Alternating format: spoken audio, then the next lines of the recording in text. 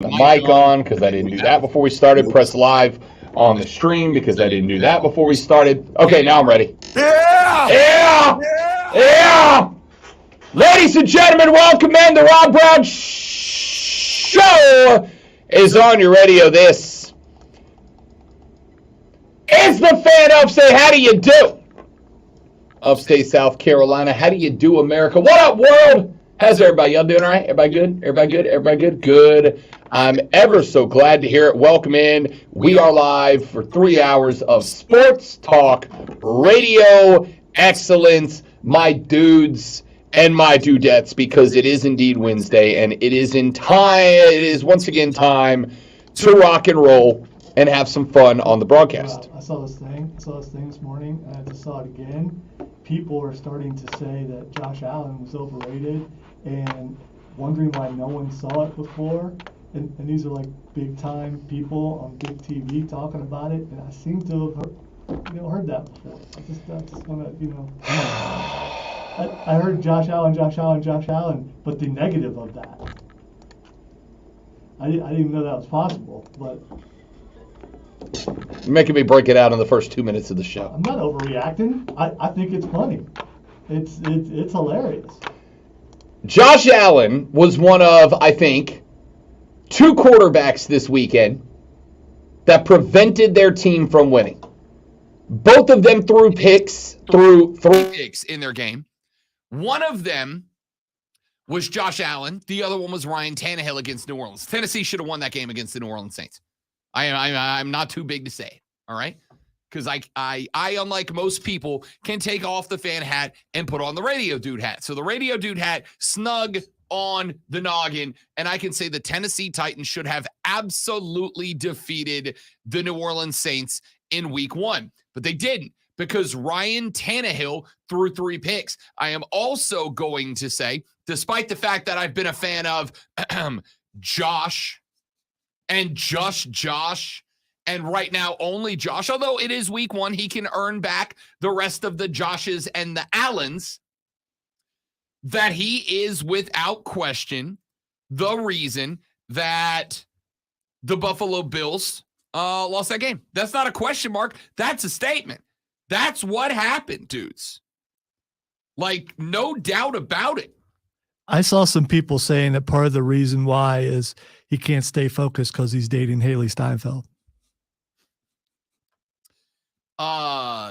In fairness, that would be hard. Speaking of dating, wait a minute. I have something more important than football to get to, y'all. I have something way bigger than football that we have to get to, and we have to get to it right now. You may recall about, 4 or 5 weeks ago, somewhere in that neighborhood, we were having a conversation. I got to tell you, the New Heights podcast featuring Travis and Jason Kelsey has become a mainstay for me. It's phenomenal. Lonzo's been trying to talk me out of this pod for like a year now. Yeah, I made a mistake of watching when I think it was Julian Edelman or it was some Patriots guy on there, and he got way too graphic. And it was, I was watching when my wife was in the room, and she's just looking at me. I'm like, okay, turn it off. It was bad. It was really bad. I, on the other hand, have no shame, and I think their podcast is fantastic. It's great. It genuinely is entertaining as hell. But about, a month and a half and maybe 2 ago, there was a moment that I absolutely loved that took place on this or on their podcast that we talked about on the show.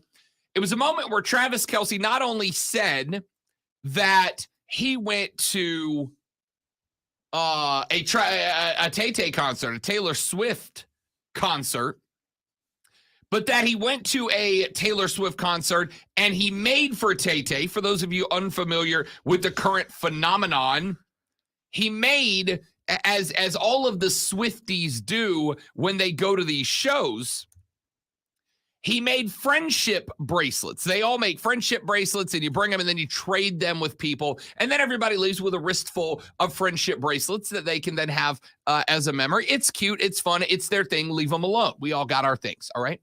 Well, TK87 went to the show and made a particular and special friendship bracelet that he wanted to give to Tay-Tay. Here's how they talked about it on the New Heights podcast. Speaking of Taylor Swift, I know you went to the Taylor Swift concert. How was it? Yeah, well, I was disappointed that she doesn't talk before or after her shows because she has to save her voice for the 44 songs that she sings.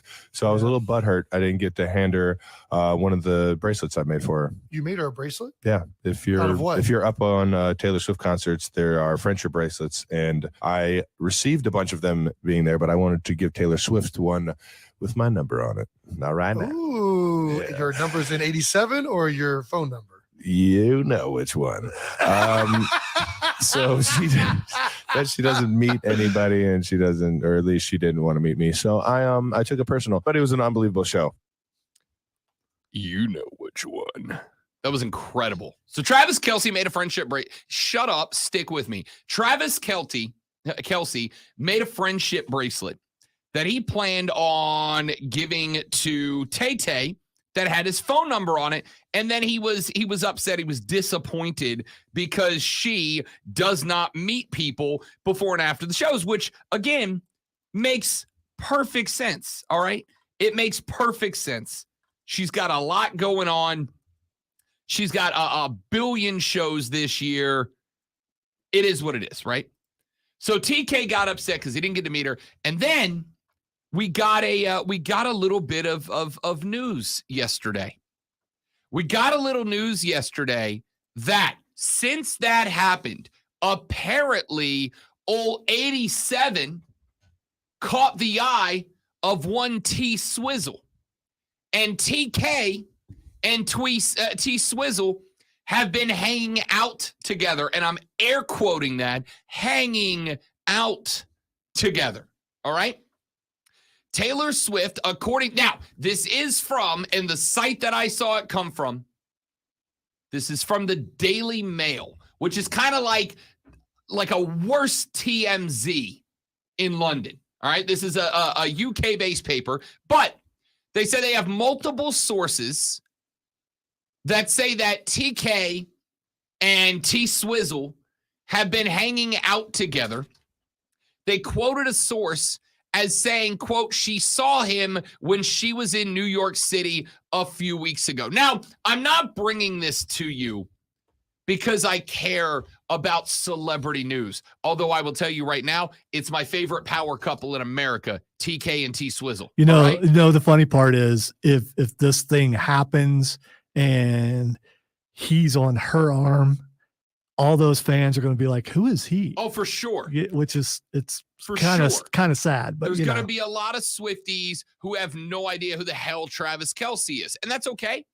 Again, if the two of them are happy, if the two of them are good together, spectacular. Good. Great for them. I'm happy for them. All right. I really do. I hope that they're happy together because in fairness, Lonzo, I'm not a big celebrity guy, but Kelce and T Swizzle are a couple of people that I like. I think she's a good artist. I think she puts a lot of stuff on paper that resonates with a lot of people. And from what I understand, she gives a damn about her shows, which is more than I can say for a lot of artists I have seen in the past. Come on, Kelce just wants a song. You know, it's and then there's Travis Kelce. It's Kelce. He just wants a song. You know, he just wants he probably wants some other stuff too, but he wants a song. Keegan said, they said that they are hanging out quietly. First of all, if I was hanging out with a beautiful man like Travis Kelce, we wouldn't be doing anything quietly. Also, he's good looking with a good job and self-confidence. He doesn't seem like her type. I mean, mate, listen. Wait. Loki? She went out with Loki, dude. I mean. Listen, I think all of us, Keegan, you and I included, you know this. I think all of us had a certain type that we were attracted to. For me, it was crazy. And then one day we get to the point that we're like, I should probably stop that. I should probably not do that anymore. I should probably stop getting with crazy women and try to find one who's like stable, down to earth, independent, has a job. And when you look at that, the first time that I tried that, oh my goodness, I found the woman of my dreams and I'm engaged and getting married now, right? Like, yes, maybe this is a corner turning moment for one Taylor Swift. Travis, on the other hand, is now dating a billionaire, allegedly. All right? Allegedly. Now, forget all that. That's not the point. The point is not that TK and T-Swizzle might be TK Swizzle moving forward. And I hope they are. Good for him. That's a great pairing. I am all in on TK Swizzle's bandwagon. What I am saying is this, fellas, shoot your damn shots, all right? Shoot your shot. TK could have absolutely just let that story die. He goes to the concert. He wants to meet T-Swizzle. He brings the friendship bracelet with his phone number on it. He does it. He gets rejected, turned away, and he tells Jason, I'm embarrassed by that. Don't bring it up. I don't want to talk about it. and it never makes the pod. But instead, 87 went international with the story of getting kicked in the butt from T-Swizzle, getting outright rejected by Tay-Tay. And he's like, you know what? I'm going to put it out there. Who knows? You can't score if you don't shoot. You miss 100% of the shots you don't take. He's like, YOLO, I'm putting this story out there. And here we are a month and a half later. Gentlemen, shoot your shot. Maybe it helps a little bit if you're very handsome, have a great mustache, and millions of dollars in the bank by being the most elite position player at your position in the National Football League. But what the hell, even if you don't shoot your shot? All right. So first of all, I think unless you're a new listener, you know I'm a big Kansas City Chiefs fan. I just want to point out, so what if you're hanging out with your brother and you know you're getting ready to do your podcast, which is one of the sometimes the number one podcast, sports podcast in the world, and you know you didn't really do that, but you're like, hey bro, let's do this. Let's do this. Let's say that I put the number on the thing and see what happens. I'm just saying. Do you understand that's even better? That is even, you have crafted a shot to be taken. Right. That's spectacular. I am giving him that kind of credit. Okay. Because I think that he's that kind of genius, and hope it works out for him. Dude, listen, regardless of how it happened, regardless of how it went down, regardless of whether TK made the story up or the story's legit, if he's got the friendship bracelet still in his possession, or he got home that night and he was all devastated and he threw it away, or if there was never a friendship bracelet in the beginning, I don't care. The story here is this, fellas. Shoot your shot, because while, and by the way, for the one of you that's being creepy on the text line, Travis Kelce and Taylor Swift are the same age. I think all of us are having a problem recognizing that Taylor's been in the public eye for like 15 years now. What, do they think she's like 15 or something? Yes, they think she's like in her early 20s and he's in his late 30s. They're both 33. All right? Well, if he's in his 30s and she's in his 20s and she's in her late 20s and it's still not that weird. It's not. But they're literally the same age. So creeper on the text line. And age doesn't matter if you're rich. I mean, legally, the legal age doesn't matter. We all thought Anna Nicole Smith was being weird, didn't we? Like, come on. Yeah, we did. We know it. Every Playboy bunny was not with Hugh Hefner because he was a kind, giving, charitable man. Some people are into old guys. I don't know. Yeah, when they're billionaires. Okay, anyway, well. Listen, that's the point. All right, here's the point. Yeah, he doesn't need her money. Here's the point. Because he's good as far as money-wise goes. He just sees someone he likes and it can work out. I hope it does. Listen, here's the point. Taylor Swift is to Travis Kelce what that hot chick you think is out of your league is to you. All right? Because while Kelce, yes, he's handsome, he's got a great stash, and he's a multimillionaire from being the most elite tight end in the National Football League. Also, the best tight end of all time, arguably. And one of the most recognized people in the NFL. I would say that is fair. That's not a quarterback. For the sake, that's not a quarterback. That's much better. I would say that's fair.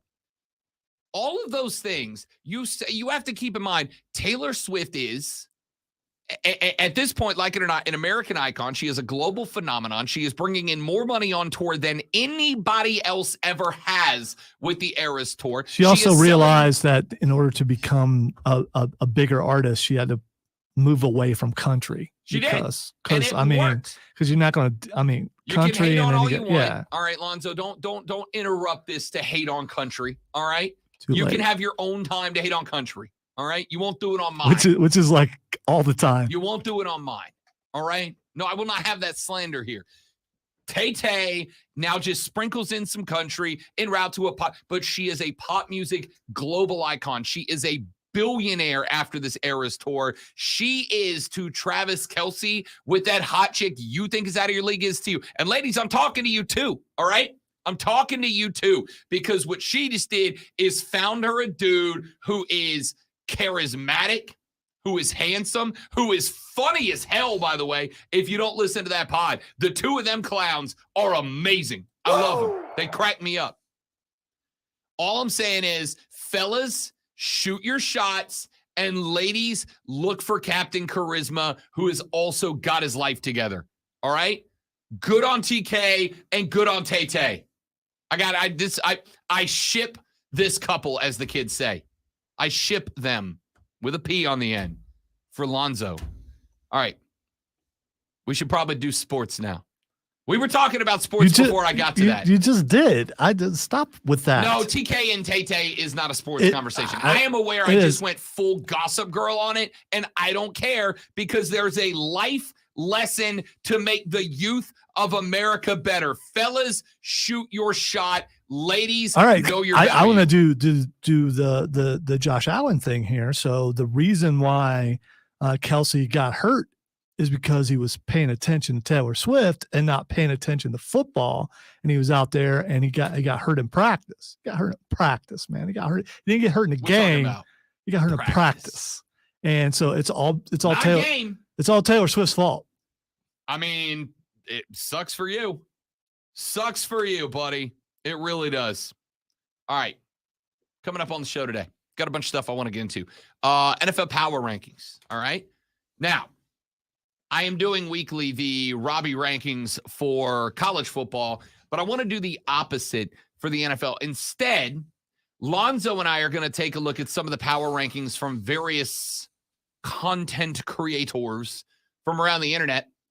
And much like Lonzo and I love to do, we're going to tell them why they're wrong instead of telling you why we're right. Because it's more fun for me. All right.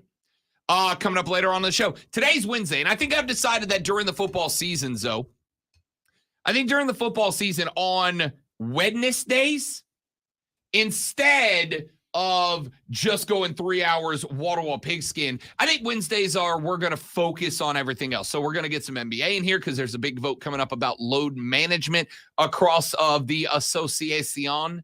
I think we're going to talk baseball on the show. All right, we're going to talk baseball on the show today because the Atlanta Braves have now locked in a playoff spot. They are officially in tonight. If they can take the second in a row and the third out of 4 against the Philadelphia Phillies, they will win the NL East pennant. And the magic number to win the number 1 overall seed shrinks yet again. So we'll talk baseball later in the show. And then also we're absolutely going to talk NFL and college football because it's football season. I was going to say, you said we're going to not talk NFL, although you started talking NFL by talking Travis Kelce, and then you talked about the NFL thing that we're going to do. Texas said, how in the boat did this show win best sports talk show and not best reality TV radio show? Well, first off, we didn't talk reality TV, and they don't have a category for that. Yeah. Now, if you wanted to talk best gossip show, I mean, we could probably submit for that as well. No, people down the hall, they got that. That's only because we ain't tried. No, our sister station, Magic, they're good with the gossip. That's stuff. only because we ain't tried yet. Okay, all right. I stand by and on that. All right, I'm not going against Cherie with that. So I mean, that's her thing. She's got that. Ladies and gentlemen, let's run to a break. When we come back here in just a minute from right now, you know what we are going to start with? Let's start with this. Let's start with football. Y'all, I swear to you on everything I got in me.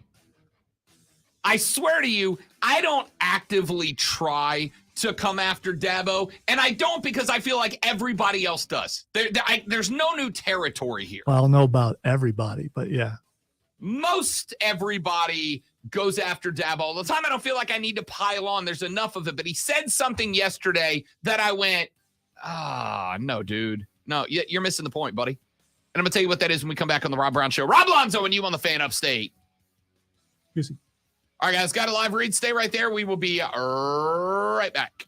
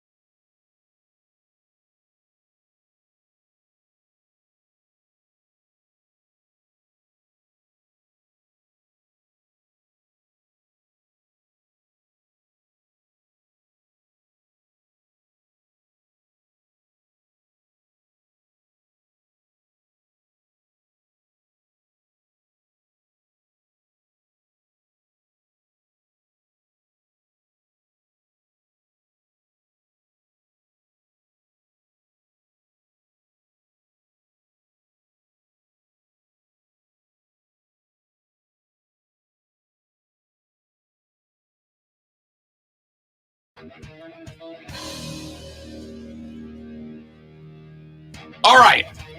Like I said, I much to the disbelief of a number of you, I promise you that I do not come after when I have to. First off, nobody's immune. We have come after Shane Beamer for the same. In fact, I would argue since kickoff of week 1, Shane has taken more abuse from me on this station than maybe any other coach. I think there's a lack of depth. I think there's a lack of preparedness. And I'm kind of the school of thought now that I wonder if perhaps while the culture building has been great at South Carolina, if it has been too much of the focus at South Carolina, right? It's been all about building this image. It's been all about building this culture. It's been all about building this world in which everybody is just absolutely in love with the culture of Carolina to the detriment of the actual football team. So I'm going to tell you right now, having a great culture and a bad football team, you know where that brings you? Nebraska. That's where it takes you. Great culture, terrible football product, and Nebraska is an afterthought outside of everywhere except Lincoln, right? So no one is immune, and I know that Clemson fans are very sensitive to this stuff, but I gotta say it. I was yesterday show prepping, late afternoon, got some work done, was sitting down, because the good news for me is show prepping is watching and reading about sports because my life is awesome, all right? But I think this is important.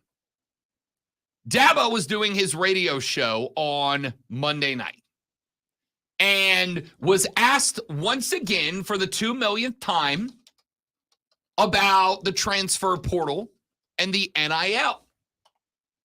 He was not asked, why do you hate it? In fact, the folks that were asking him these questions were asking him these questions respectfully and actually giving him credit for the way that he has utilized or maybe underutilized the portal, depending on your position. And Dabo started off fine. He said, listen, man, we got a lot of winning still ahead. We had the third winningest decade in the history of college football last decade, and we are ahead of pace to that decade. We are not going anywhere. We are going to win a lot of games. Now, if we are only going to be happy when we win a national championship, a lot of people are going to miss a lot of fun. We have won 3 in 128 years. We compete, and we have to create consistency, and we have to have the right things, and then you have to be convicted in who you are, end quote. That, great. That's fine. That's a great take. And frankly, I am 1,000% in agreement. I tell people this all the time. The point of football is not only trophies. If you are only happy when your team wins the Natty, if you are only going to party when your team wins the Lombardi, you're going to be sad 99% of the football seasons that you enjoy. Thank you very much. I wrote that last night. You're welcome. But that's not where it ended. That's not the last thing he said, all right? He went on. He said, quote, people talk about this portal all the time. I am not. Do I prefer the portal? No. But am I opposed to it? No, absolutely not. There is not ever a spot that comes open on our roster over the past year or so where we have not said, do we take a portal guy? And everybody in the room to this point, outside of a couple of occasions, that's another point. There have been 2 or 3 really great ones that we thought would help us. But guess what? They have to love you too. Just because you want them does not mean they want you. And then other guys we evaluated, we like the guys we have here. We have conviction. All right, great. Let's start there too. I'm good with that. I don't disagree. Now, I would say the same thing is true about recruits, right? They got to love you the way that you love them. But see, here's the thing. You recruit guys out of high school to come play for your school. And how do you get them to love you? You bring them to your campus and you show them around and you go, here's all the great things. And here's where we think you're going to fit in. And hey, take these cool kick-ass photos in our jersey and hold this sledgehammer, right? I went there for the media day 2 months ago, whatever it was, 3 months ago. And I got to tell you, Zoe, I've never felt more important in this industry than I did that day. I'm not even blowing smoke. I rolled up in there. They took care of me, right? They did the photo shoot in front of the white wall where I got to wrap the chains around my shoulder like I was a badass. I'm not, but I got to pretend like I was. The dude taking the picture asked me if I was a wrestling fan. I said yes. He brought me the sledgehammer. It was like, give me your best Triple H. I got those photos. They're dope. All right. They showed me the podcast room. One of the guys on staff was like, hey, man, at some point, we want you to come in here and cut some pods with some of our guys. It was great. It was incredible. I hope to do that. It'll have to be after football season, but I hope we can make that work. It was a blast. You do that, you make kids feel like they are important to your program. But guess what? You can do that in the portal too.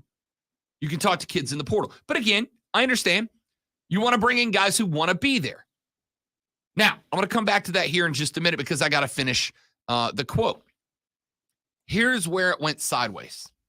Because everything he said so far, spot on, 100%. Could not agree more.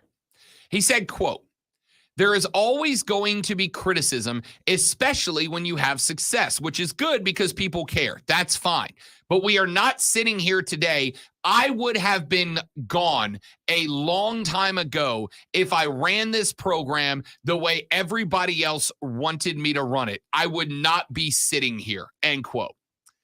Now, see, here's where I think the thread got lost a little bit.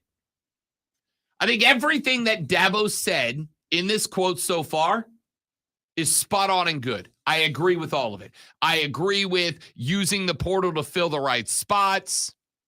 I agree with if you are only happy with a natty, if you only party with the Lombardi, then you are going to miss out on being entertained by football. I agree with everything he said about wanting guys who want you. That's how you should deal with every relationship, right? Professional, romantic. Every relationship you get in, you should be sure that the other person wants you as much as you want them. The other entity wants you as much as you want them. 100%. But this is where it gets sideways, and this is what I'm talking about. At the very end, it kicked back into that making himself the victim mentality. That is the reason, and I've told you guys, again, I'm being as objective as I can in this as an outsider. It's that little bit of tinge of little old Clemson, little old Dabo at the end. As you yourself pointed out in this exact same take, you are coming off of one of the most winningest decades, not seasons, decades in the history of college football. And yet there's still always that little old Clemson mentality. It's just little old Clemson. We're just this, everybody hates us. Everybody's against us, right? And he does it for himself too. And I guess that's kind of my problem here. I would have been gone a long time ago if I ran this program the way everybody else wanted me to run it. Now, here, I'll ask Alonzo just so I'm not accused of skewing the conversation here. So, over the past, let's say, 12 months, over the past 12 months, what would you say has been the greatest criticism of Dabo Swinney? What is the thing everybody has harped on over the last, let's just say, 12 months? That he refuses to go with the times and go with the portal and all that kind of stuff. I would agree. The biggest complaint, the biggest riff on Dabo Swinney has very simply been that he is pretending like it's still 2015, 2016. He's recruiting like it's 2016. He's avoiding contemporary practices like it's 2016. So you would say he's the last real football coach left in America because he's clinging to the old ways when things were pure. No, you wouldn't say that, but a lot of people would say that. If he was winning while doing this, it wouldn't be a problem what he's saying. Let me put it this way. You know what a real coach does? Now, Dabo Swinney's a real football I was going to say, before he can walk in here with some national championship trophies and go, this is what a real. Before the haters start piling on me and calling me one of them, because I'm not. Let me be clear. Dabo Swinney is a wonderfully successful coach and a wonderfully successful coach who's got the hardware to prove it.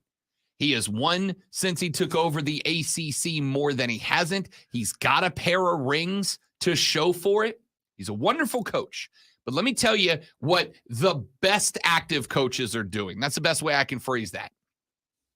What the best active coaches are doing are they are realizing that college football is changing, and they are doing what? They're adapting to it. They're evolving with it. They are going, okay, this is where we're going. Nick Saban's my favorite example. I've been harping on this one for 9 years now. About 9 years ago, Nick Saban went and started absolutely moaning. I was going to use a different word, complaining, griping about the direction of college football. I don't know if you remember what the complaint was, but I'll tell you if you don't. Nick Saban was unhappy about the time that Urban Meyer and co. were evolving into college football is now a spread offense. It's all spread offense, right? Now, it's a pendulum. It circles back and forth, and it has swung back. But at the time, college football was going away from a run-based pro style, and it was evolving into, you better have 3 or 4 or 5 guys that can run vertical routes, a quarterback that can extend plays while they do it, and then deliver the football. And Nick came on the air one day. I was working down in Destin. And Nick started complaining. He started saying, hey, wait. Is this what we want college football to be, right? Do we want it to be this? Do we want to get rid of the tradition? And he just complained about the fact that college football is becoming spread-oriented. And everybody went, get over yourself, Nick. You're not the emperor of college football. You're not the czar. You don't get to dictate how this sport works. And then what did Nick Saban do? He went out and he started getting DJ Halls and Julio Joneses. He went out and started getting dudes at wide receiver. He went out and started finding the Devontaes of the world, the Slim Reapers. And he evolved Alabama and got rid of the old 3 yards in a cloud of dust. Yeah, boy. That Bama fans had always clung to. And he told the Bama fans, sorry, guys, you have 2 options. You can be the old, we just run the damn ball, or we can win. And the choice is yours. And so Saban went out and he changed Alabama's identity as a football program. And he ended up opening up the offense, and it worked. He evolved it. I'm not saying Dabo's got to love the portal or got to love NIL or any of that. I'm saying you have 2 options here. You can either go, the old ways were better, and you can get left behind, or you can evolve and adapt and figure out, as you've done with everything else during the time you've been the HC, get better at it than everybody else. Those are your choices, right? This feels a lot to me like it must have felt if you were like a manager at a business when computers started to replace the typewriter. When businesses ran on tick, tick, tick, tick, tick, tick, tick, ding, ding, tick, tick, tick, tick, tick, tick, tick, tick, tick, ding. And then all of a sudden there's this device. There's this device that comes out, and it sits on the desk where the typewriter used to go. And it's got a keyboard attached to it. And then there's a screen, and on that screen, instead of paper, this computer stored the words and the numbers right there on it. And then when you were done, you could click a button that said save, and it would take all that information, and instead of printing it out on thousands of sheets of paper that you then had to file and organize and store, and when you needed a bit of information, you had to go to the file cabinet and open it and rifle through the papers and hope had filed it properly, had organized it correctly so you could find the data, and oh boy, if you couldn't. I worked for my dad's mortgage company when I was a kid, Lonzo, and one of the things that he made me do that I hated was when you finish your mortgage, you end up with a file about this thick. And then the mortgage company at the time, I don't know if the regulations are the same. For the radio audience, it's about the size of the yellow pages. Yes. Maybe a little bit bigger. You ended up with a file about as thick All as right. a phone book. For the younger audience, Yeah, that didn't work. Yeah, it didn't. It's the size of like 4 3 video. laptops pushed together. There we go. That works. And when the mortgage was done, the mortgage company would take those files and it would go in a warehouse and it would go in a file cabinet. And they had to save it for X amount of years or until they sold that mortgage to somebody else. And so every now and then, I would have to go down to the storeroom and my dad would say, I need you to go find this file and I need you to find this number. And I would have to go, first off, rifle through the storage cabinets and hope that I could find that file and then open it and hope that that file's documents were placed in order. And if at any point somebody had screwed the pooch and that document wasn't where it needed to be, guess what I spent the rest of my day doing? Going through file upon file upon file upon file upon file upon file upon file, trying to find it. And then one day, somebody sat. So you didn't use like the Dewey Decimal System or something like that? Like a librarian? Yeah, I mean, no, you used alphabetical order and people still got it wrong. It was incredible. So then somebody came up with the idea of a computer. And you type in all the stuff, and then when you're done, it's all right there. And if you need to transport it, it put it on this little piece of plastic about yay big. For those of you on the stream, about yay big. And it was called a floppy disk, right? And then you could just take that floppy disk and give it to somebody else with a computer, and they could plug it into theirs, and then boom, there's the whole file right there. But you know that when that happened, there were dudes and dudettes out there who refused to give up their typewriter. So what you're saying is Dabo's still riding a horse and buggy while everyone else is driving the car. Bingo. Okay. Dabo is still typing on the typewriter while the rest of the Kirby Smarts of the world have all moved on to laptops. That's all it is. So you can embrace it and you can go, I either evolve or I get left behind, or you can keep doing this. But what I'm not going to put up with is, if I ran this program the way everybody else wanted me to run it, I wouldn't be sitting here. I'd be gone a long time ago. No. The complaints that people have right now, Dabo, aren't about stuff from 6 or 7 or 8 years ago. The stuff people are upset about is what's happening today. These aren't complaints about what you were doing in 2017 and 18. Clearly, that kicked ass. What people are complaining about is what you're doing today.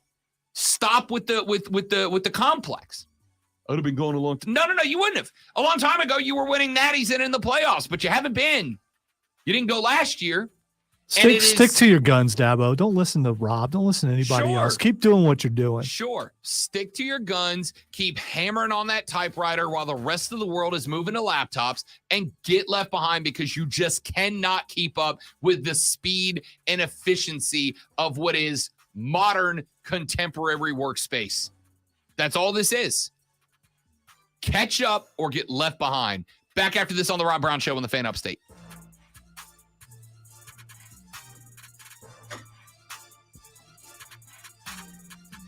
I was going to go with the horse and buggy to car analogy initially, but I realized the typewriter to laptop let me tell a story about myself. It's a good move. But you know you're getting old when you have to consider demographics and try to find a more modern analogy. Yeah, that's true. The Oregon Trail, Stephen, I don't know how to tell you how many hours upon hours I put in on that game. Yeah, I knew of it. Never played it though, because poor and didn't have a computer. So actually, computers had just started coming around when I was in high school.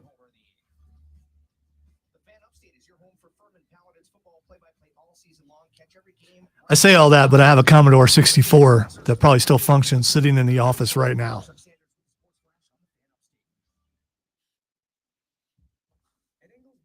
I could make like sailboats and stuff because, you know,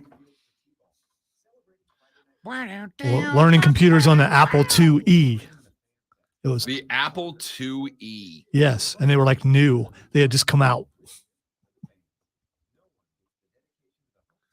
I did take the computer class though. I mean, I was a senior when I took it, and they just had started a class. Like, yeah, I want to see what this is about. I'm not that old, JD. I've seen horses and buggies before. They have those like downtown Greenville, don't they? I parked in one of those spots one time. I almost got towed away.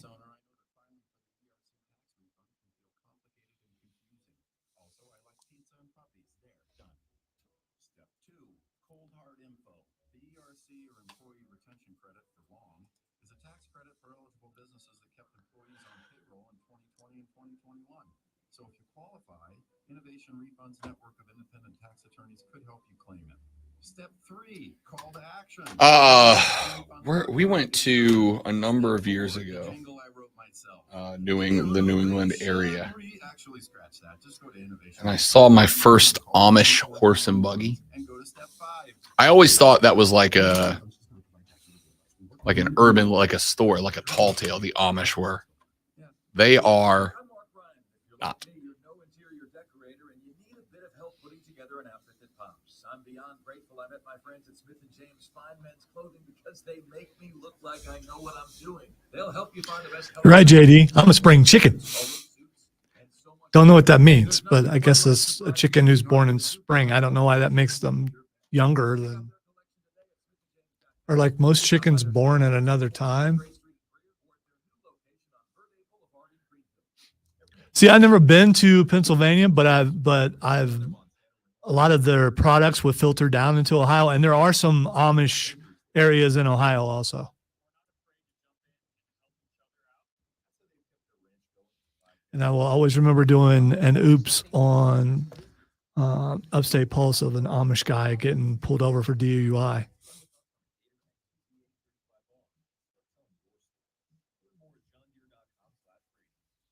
Two weeks ago, someone got pulled over for DUI on a Power Wheels. Can't tell if he's paying attention or not. He's really concentrating. Yes, a person got pulled over for driving Hot Wheels. Was this person Power Wheels? Power Wheels. No. You know those Power Wheels with the battery pack on the back? No, dude was like in his 40s. When he saw the picture. Was he using this as a legitimate mode of transportation? Yeah. Because like I got to run to the Ace Hardware. Look it up. I was like, it was like 2 weeks ago. No. He was drunk. He was either coming back or heading to the bar.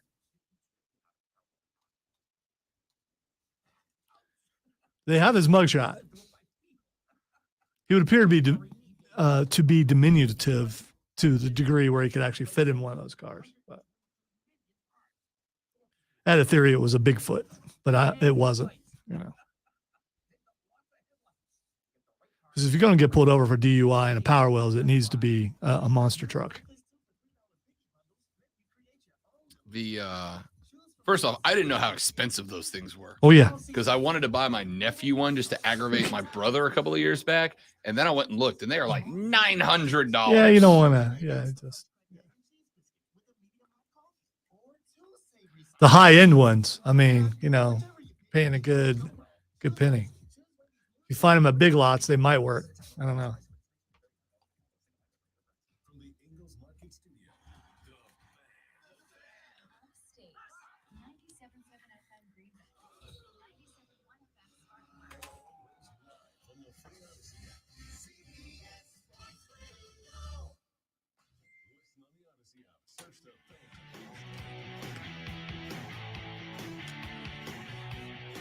We talked in that last segment about being able to be happy without a natty, about being able to party without a Lombardi. Ladies and gentlemen, if you're an Atlanta Braves fan, I need you to do a favor. What I need you to do is I need you to be watching every game, and I need you to enjoy the hell out of what we're watching right now. The Braves are going to go into the postseason as the favorites to win the World Series. They are going to take the best record in Major League Baseball into the postseason. They are going to be the number 1 overall seed in the postseason between both leagues. They are going to go in without a doubt with maybe the greatest offense in the history of Major League Baseball. I mean that. Last night, the Atlanta Braves clubbed the highest NL home run record of all time. They are now on pace not just to break the MLB all-time home run record, but on top. Oh, we're coming to that, Lonzo. Don't you worry about it. You can take it off. We're doing multiple minutes on that. All right? Multiple minutes. They are going in with more home runs than anybody in the history of the National League. They are going in possibly, maybe even probably, with more home runs than any team in the history of Major League Baseball. They are hanging on to right now a plus 239 run differential. That, ladies and gentlemen, is about 40 runs more in the run differential than the next closest team in baseball, the Tampa Bay Rays. And it is about 60 runs more than the next closest NL team, the LA Dodgers. What the Atlanta Braves are doing right now is spectacular. Ronnie Acuna Jr. clubbed another dinger last night. He is on his way to potentially being in the 70-40 club. He's already in a club that only he is in. Now he's got a chance to not just get into that club, but then to break down another door to get into another club that I don't know we'll ever see anybody else get in, at least not in our lifetime. I'm sure we will down the road, but it ain't going to happen soon. There ain't nobody else right now. You've got the NL MVP and Ronnie Acuna. That race is over. You have got Matt Olson, who is stride for stride with Freddie Freeman, the guy we all panicked when he left to go to LA. You sent all but one of your defensive players to the NL All-Star team. You sent 2 pitchers to the NL All-Star team. This Atlanta Braves team is spectacularly good. So even if they don't win the World Series, would I say that's a disappointment? Sure, I would. They are going to be the heavy betting favorite to go to the World Series out of the National League and to win the World Series overall. Respectfully, right now, there's not a team in the American League, not Texas, not Houston, not the Orioles, that are as good as the Braves. They should be the favorites. And yes, I will be disappointed if they don't win the World Series. That's where I've gotten. Lonzo and I have this thing where every year he's got to walk me off the ledge because about a month and a half in the season, I just go ahead and slam the panic button on the Atlanta Braves. I'm feeling really uncomfortable now because it's weird, right? Because your positivity it's throwing me off here. It's weird. And if something goes awry, you're going to blame it on you. This day. On you. Well, you can blame it. Why are you blaming it on me? I don't But know. I'll take it, man. My shoulders are huge. I get blamed for everything anyway. So, but no, you're going to go back and say, why did I do that? Why did I put that on? Why did I talk about that? So let me tell you where I was going. Here's where I was going. I said in the last segment, I agree with Dabo Sweeney about one thing he said in those comments that I read, and it is this. If the only way you're happy is if your team wins a trophy, you are going to be sad 99% of the time. Hell, there are some teams that have never made fans like that happy. Hello, Falcons. Did you get the point? So, that being said, if you're a Braves fan, you better enjoy what we got because win or lose the series, this team's fun as it gets to watch. Back-to-back games, the Phillies come storming back, and back-to-back games, the Braves walk them off in the 10th. Spectacular. And tonight, they get the Phillies one more time. And if they get the win tonight, the Atlanta Braves lock up the NL East with over 15 games still to be played. Ridiculous. Hour 2 is around the corner on the Rob Brown Show. Ladies and gentlemen, this is the Fan Upstate.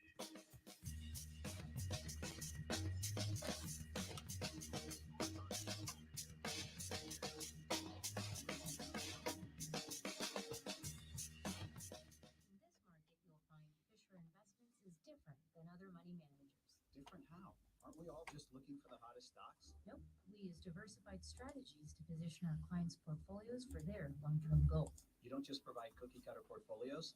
No, we tailor our clients' portfolios to their goals. And Oh, You man. still sell investments that generate high commissions for you, right? No, we don't sell commission-based products. We're a fiduciary, the highest standard of care for a financial advisor. It means we're obligated to For us youths out here, what was So the... when do you make more money? Only when your clients make more money? Yes, we have one thing For us youths out here, what was the ka-ching sound after the tick, tick, tick, tick, tick? Literally, they don't know what a typewriter is. I am old. I'm old, you guys. I'm old. I can't remember. Did you point out this made it manual typewriter Yep. and not Click, electric? click, click, click, click, click, ding. No, actually flip that. Tick, tick, tick, tick, tick, tick, ding. Yeah, I was going to say Yeah. the thing happened before. So now when we come back, I have to explain a typewriter. Oh, I can't wait for that because I don't know how accurately you can do that. So Very. okay, I all right. grew up on a typewriter.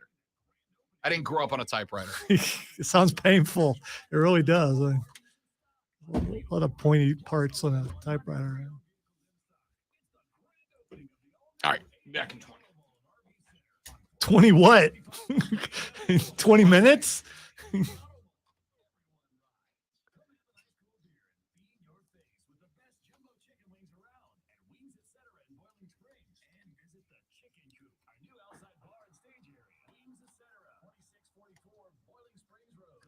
Keegan, in a lot of ways, you and I think alike when it comes to certain things that we would like to talk about, and you ruin my whatever that thing is we do at the end sometimes. Because I will write things down at the beginning of the show, wondering if he'll talk about them or get to them. It's kind of a game, and then hoping that someone else. I'm not saying you shouldn't participate, but hoping that someone else won't throw it up on the stream or on text, and then they'll see it and remember it. So I lost that game today. Or did I?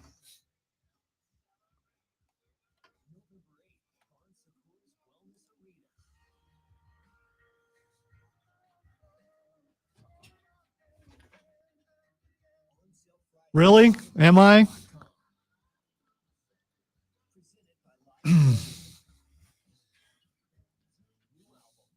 So, I spent over an hour last night at like midnight looking into these Mexican aliens. And let's just say I'm going to upset some of you. Wow, I just glanced at it for a second, and you spent an hour. Okay. I spent over an hour researching this. Okay. All right. So you care about this deeply, apparently. You know why? Because I had 50 people on my Instagram with, "We found the alien." No, we did not. No, we didn't. First off, you don't have to find something you already have. I mean, it's just there. I mean, I was researching genetics last night. Wow. Okay. Because of the claims of DNA. I was researching the guy who made the claims. Turns out, and this might shock you, he is a lifelong con artist who has been caught and charged multiple times. Why are you not saving this for the air if you're going to talk about it on the air? I'm going on it. I am popping off on this. Are you? It's infuriating. Wow. Because people, you can just say something on the internet and people are like, this is true. This is definite.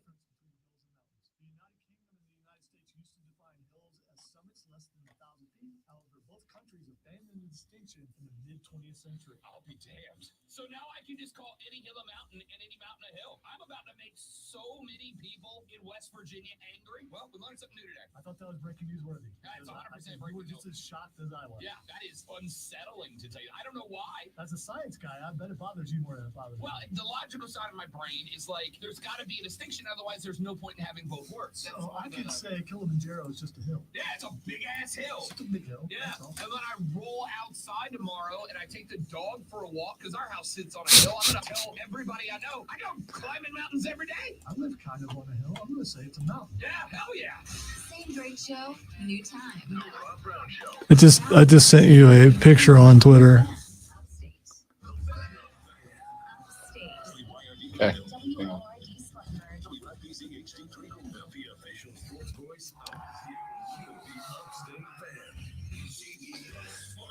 Also, you got bacon in the first break.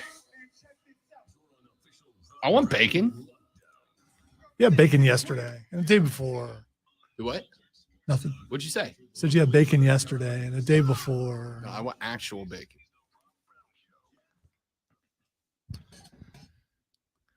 All right, so multiple things happened. You got to join the stream, ladies and gentlemen, because it is something else, all right? We get into a lot of stuff on the stream off the air that doesn't necessarily always make it on the air.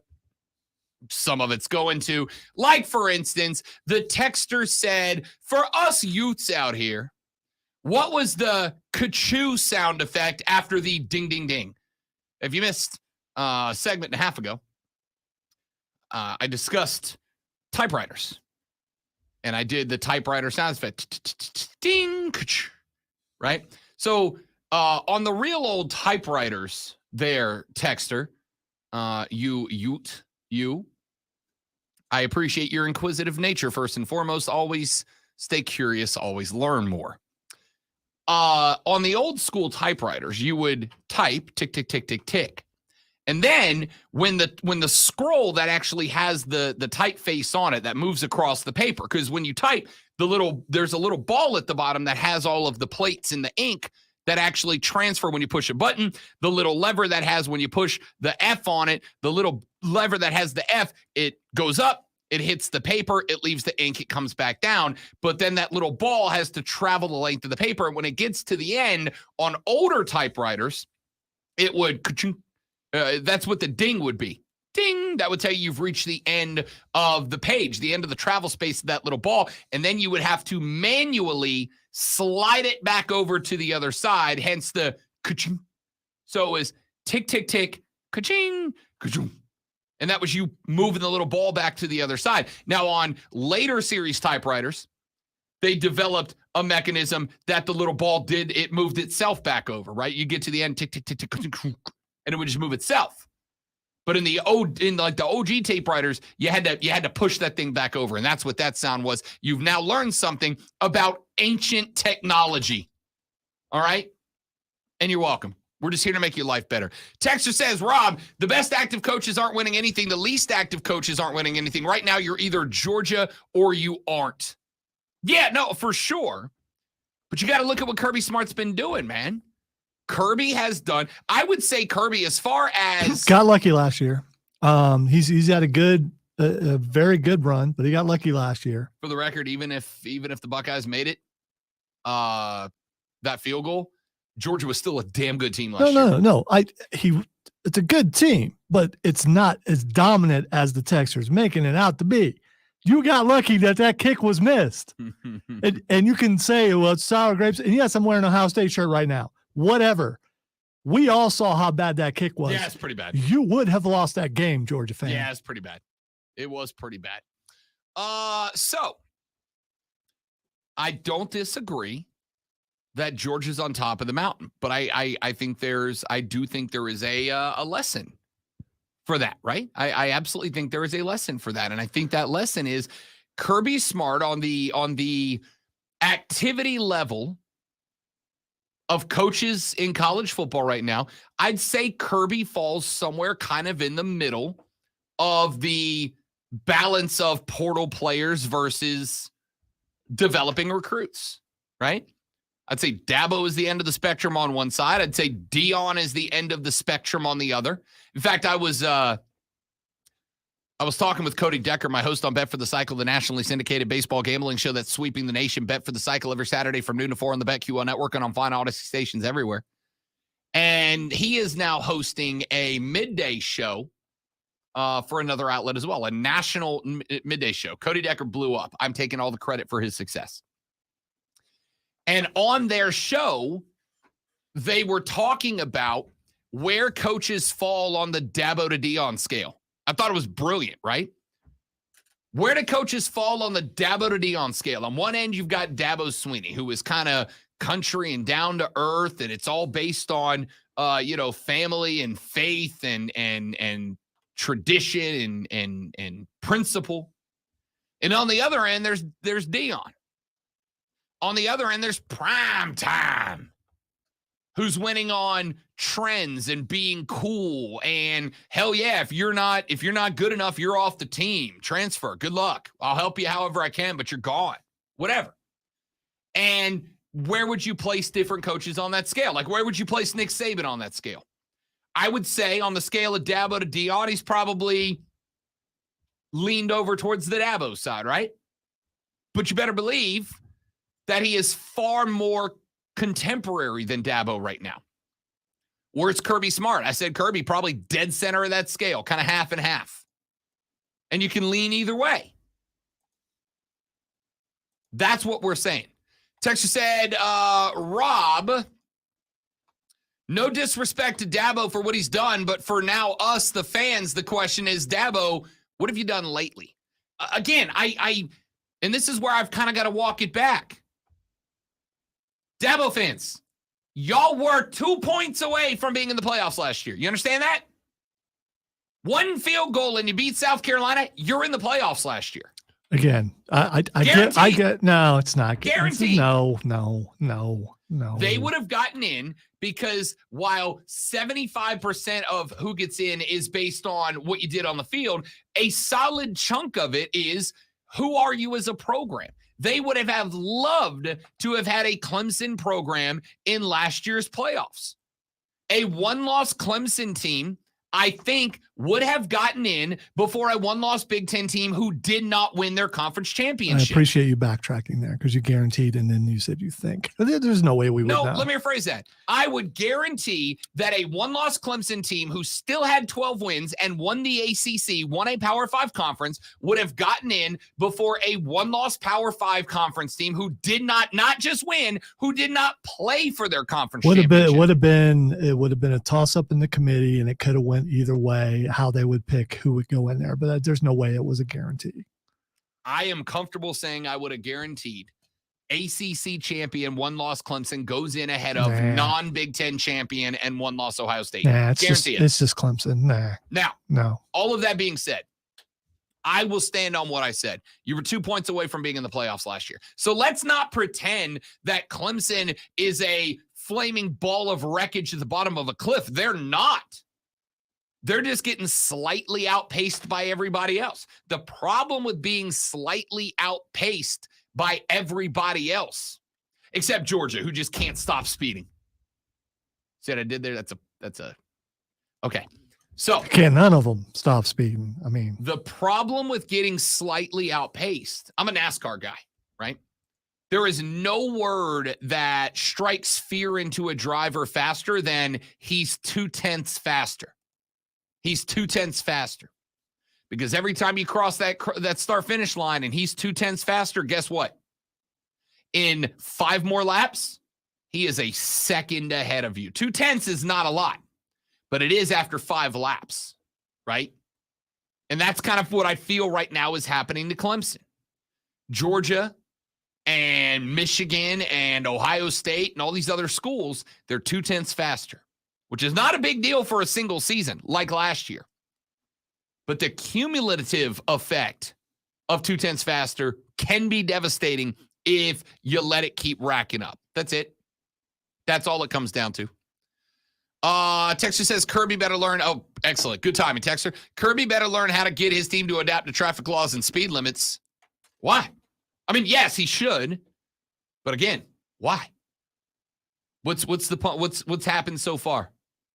Jalen Carter is in the NFL. By the way, had a killer first game for the Eagles. Did Jalen Carter. What do you have? 1 sack, 8 hurries, like 6 contacts behind the line. Pretty good start. Let's see. Texter said, look at us adapting in reverse, learning old technology while Dabo won't learn new tricks. Yeah, I get it. Texter said, Braves need to solidify their starting pitching. We have a lot of injuries from the pen. Besides that, we need everyone healthy. Look, here's the thing. The starting pitching for Atlanta, Spencer Strider, Max Fried, Charlie Morton, Bryce Elder, these guys have been good more than they've been bad. It's just that when they get bad, they go on bad streaks. It's not like he had a bad. Spencer Strider is a guy that has a bad game. But guys like Morton and Elder, they have like a couple of bad games in a row, which you can't do when you start getting into 5 and 7 game series.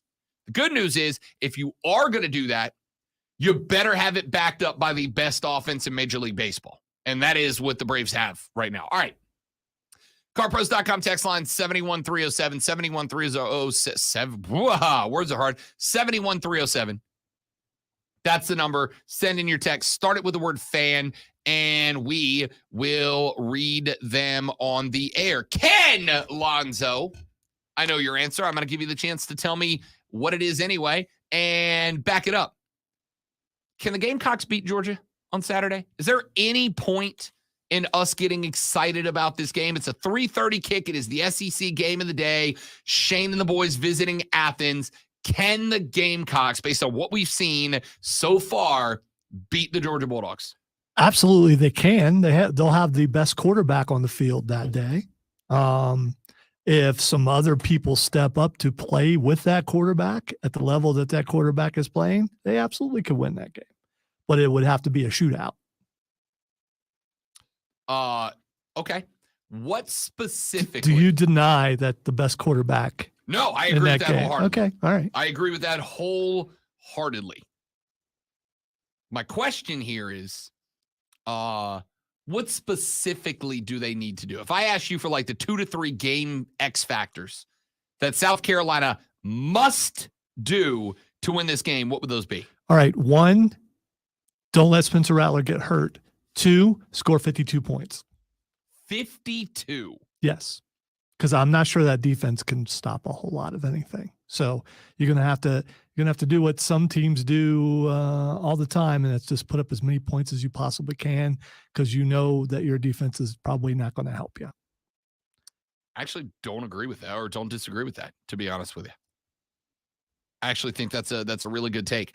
I do think you're going to have to get into the upper 40s. He was expecting a bad one. So. No, I don't at all. I was not expecting a bad take. That's not me going fanboy. In order for them to win, they're going to have to put up a lot of points. That was not me expecting a bad take. I think that was more, I agree with it, but it's not one of the ones that I wrote down, but I think I probably should have. You're going to have to go score 45. 52. You need 52. The Dogs so far this year have put up, I think, 45 and 48 so far off the top of my head. Which would be defeated by 52. Numbers are fun. Let's see here. The Georgia Bulldogs put up 40. Yep. Oh, God, I'm good. Nailed it. 48 against UT Martin, 45 against Ball State. Now, before anybody looks and goes, wait a minute, Is Rob, Carolina's defense better than Ball State, or you said UT Chattanooga, I believe? Martin. UT Martin. Yeah, it's one of those UTs. Yes. So, but I don't know how much better. I agree it is. I would also agree that injuries are a big problem right now with South Carolina, right? You lost Mo Kaba back in game 1. Kason Henry is out for at least a month. Jalen Nichols, Ryan Brewbakers. These are all names that we know are out. And you started to see some of the injuries in other spots. Marquis Anderson, JT Greer. They are both upgraded to probable and should make their debuts this weekend. But again, young guys in game number 1 on the road at Georgia. Amarion Brown left the game. Beamer did say that Brown had a hamstring injury. He is questionable. That's a big loss. Defensive end Drew Tuazama, defensive back Keenan Nelson, offensive lineman Jadarius Morgana, all left the Furman game with injuries. All are questionable for this weekend. Nick Imanwari did not play against Furman. Bradley Dunn did not play against Furman. They are questionable for Saturday. Gamecocks have a boatload of injuries, and I mean that in both the regular way and the Rob Brown Show way. Boatload of injuries that they are dealing with right now. And the problem is, how many of those are guys on the defense? Now, I'll tell you this right now. Much like with the Kansas City Chiefs, who lost their tight end Travis Kelce in week 1, and their offense was, like it or not, dramatically different without it.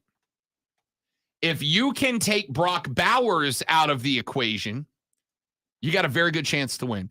Brock Bowers is tied for second most receptions on the team. Dominic Lovett has 7. Brock has 6. He is third for most receiving yards on the team. Mekhi Muse and Rara Thomas both have more. 102 for Muse, 90 for Thomas, 81 for Brock Bowers. He has the 4th highest average per catch. He has the, I think, 6th longest single catch on the year. The only thing Brock hasn't done is stick it in the end zone. Take that guy away on one side. The other side is, and I mean this, replicate offensively what you did against Furman to a T. Now, took a little while to get to create some separation against the Paladins. But I told you guys, I think Furman is one of the better FCS schools that anybody anywhere will play. I do not know how to tell you, especially you Furman fans, how good Furman is this year. They've got depth. They've got speed. Tyler Huff's a dude, right? This is why I don't have the text line up. I mean, because the people think I said that's going to happen. You ask me how they could win. Texter said, problem number one, you can't score 50 on Furman and you're planning that. First off, Texter, they absolutely could have because you'll remember they ran backups the entire second half. Spencer Rattler played 2 quarters. And what was his numbers, Lonzo? Like 305 and a few TDs sprinkled in a half. His numbers were good enough to get the game ball and do that thing to the camera. The old Jim Halper. Texter, they could have put 75 on Furman if they wanted to. And by the way, that does not walk me off my stance of Furman's one of the better FCS schools. I would say right now, Furman is easily a top 3 FCS team. Easily a top 3 FCS team. So again, it's not something that you go around bragging. You're not hanging any banners for beating the Dins with respect to the Dins. But Shane Beamer spent last week telling you guys this is a good football. This is a hell of a football team. His exact words. This is not a catch your breath game. His exact words. That wasn't lip service. That's true. So I am going to tell you right now, the line opened at 26.5 points that the Dogs are laying. 26.5, which, to be honest with you, is actually lower than I thought it would have been if you'd have asked me preseason. I really figured this game was going to open somewhere around 32.5. I figured this line would have opened somewhere around 32.5. Right now, it's actually moved. It is now at 27.5. So at 26.5, that means the national public went in big on Georgia.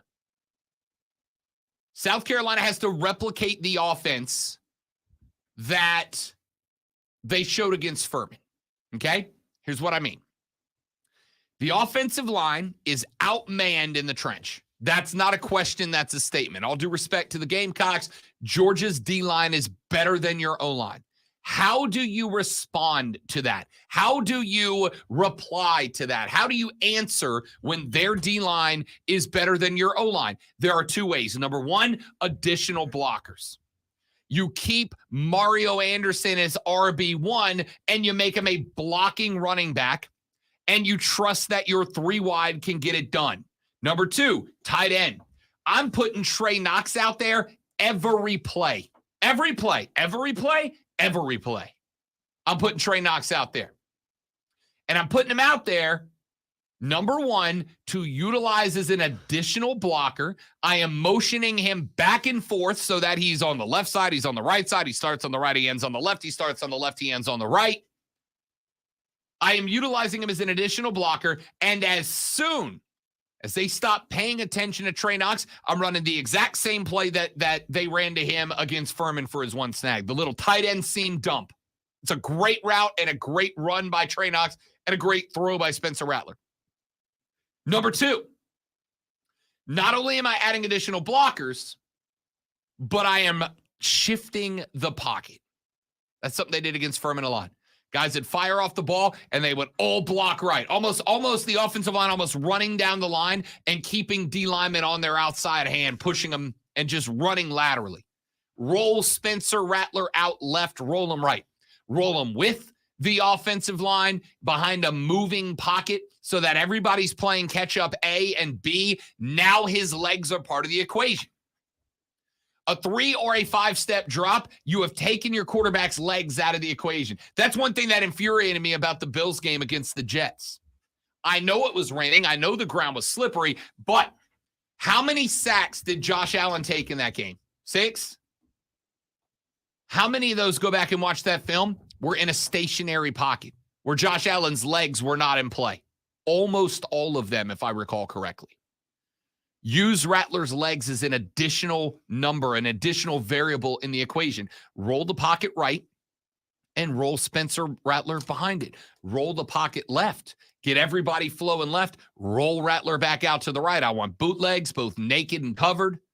I want the offensive line moving left and right. I do not want, more than a handful of times, the offensive line to just straight pass block.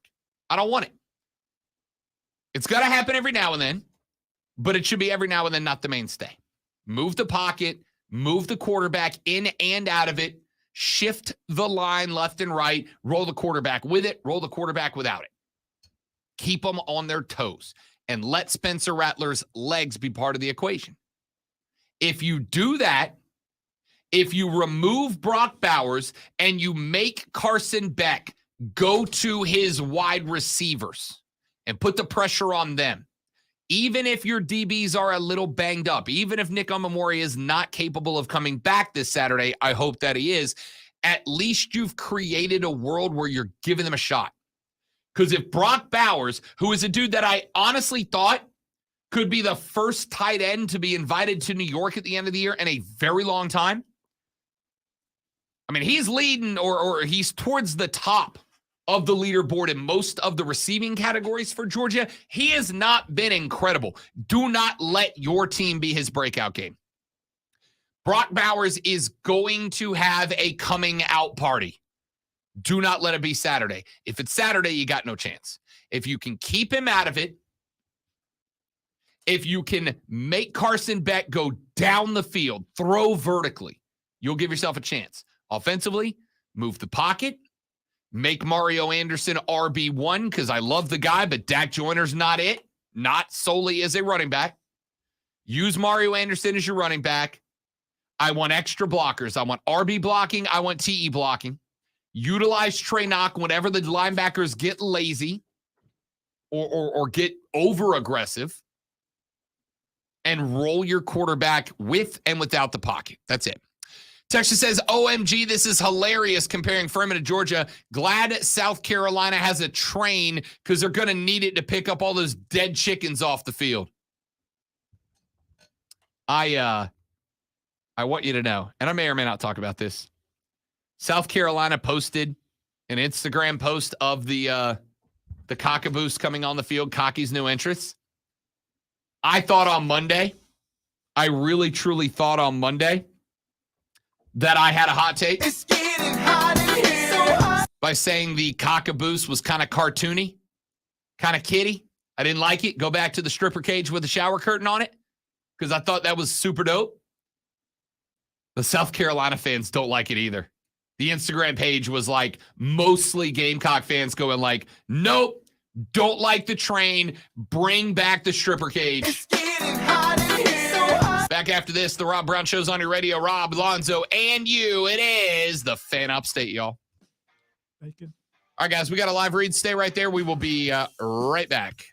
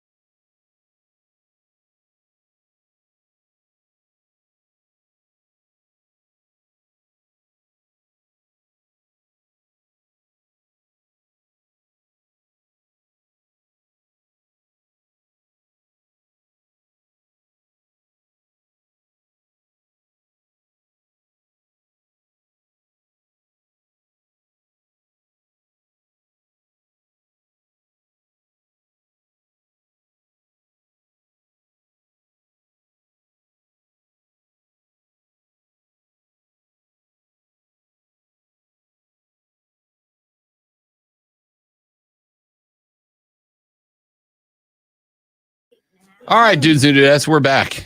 Thanks for hanging out, y'all. I'm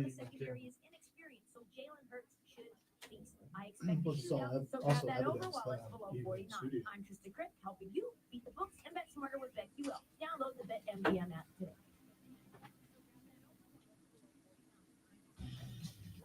But if I'm passed out, they call it. They'll always go the extra mile, and the ones who get in early, so everyone can go home on time.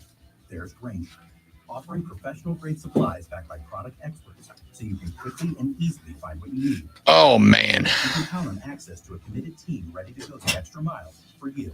Call, click Grainger.com, or just stop by. Grainger, for the ones. Andrew's just not about the jokes today. Nope.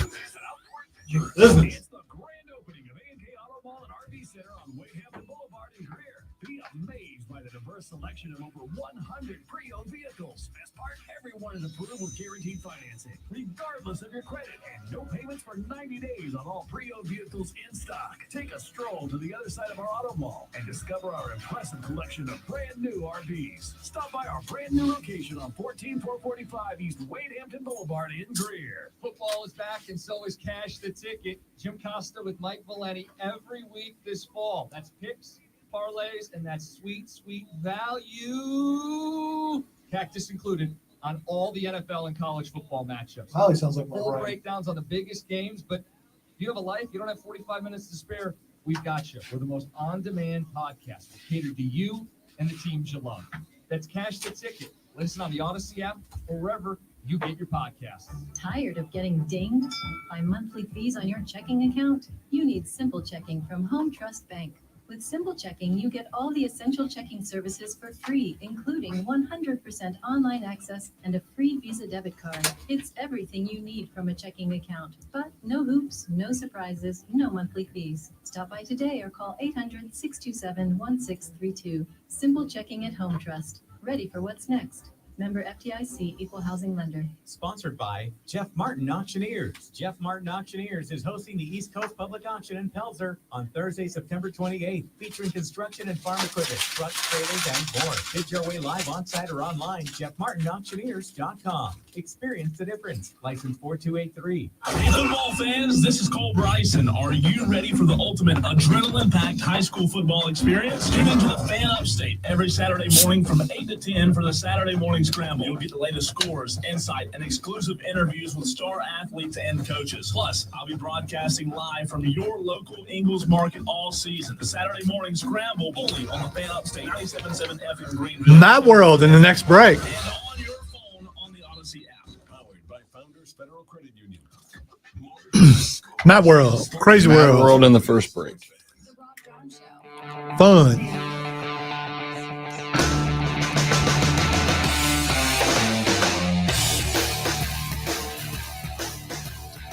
Texter said, unless Shane Beamer draws up a 50-point fake punt play, this game ends like last year's. Oh, don't get me wrong.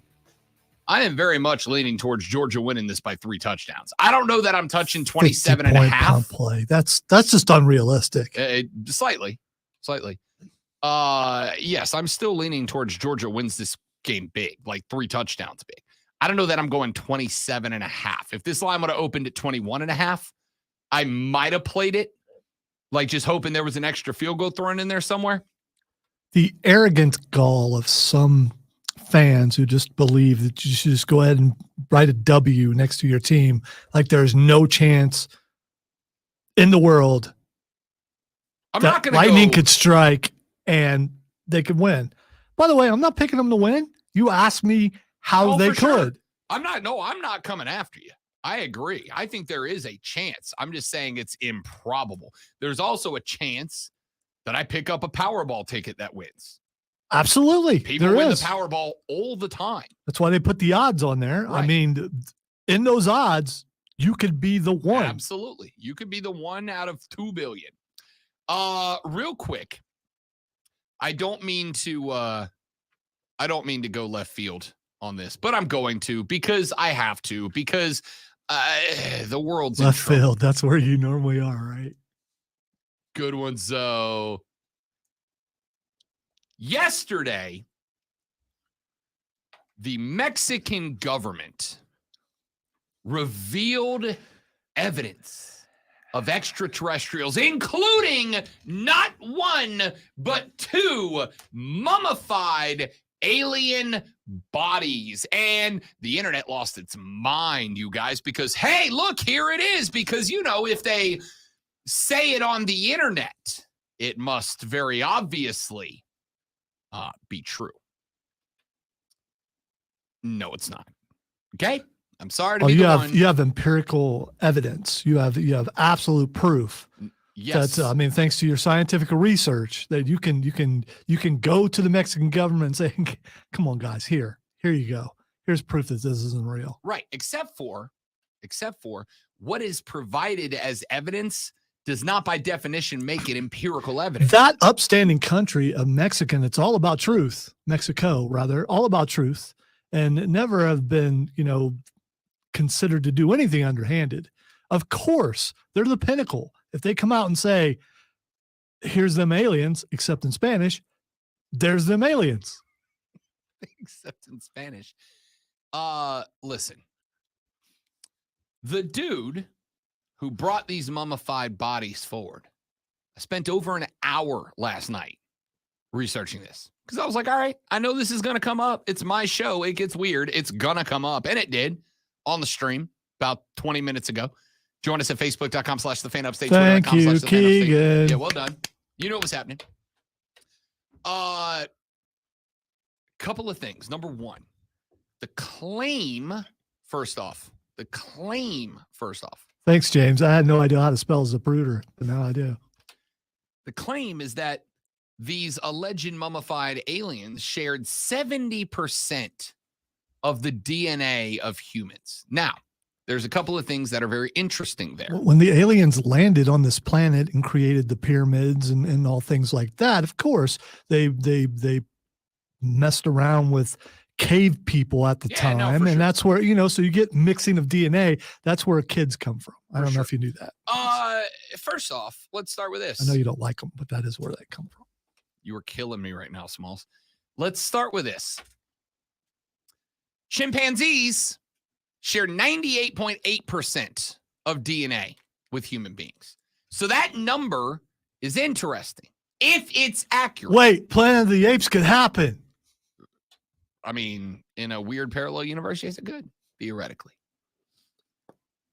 So that number means nothing. Second off, the first thing you have to do is prove to me that if these are extra, let's say for the sake of argument that they are extraterrestrial, you have to show me how you arrived at that conclusion, that they share 70% of our DNA but aren't our species and aren't of this planet. Because here is the fun reality.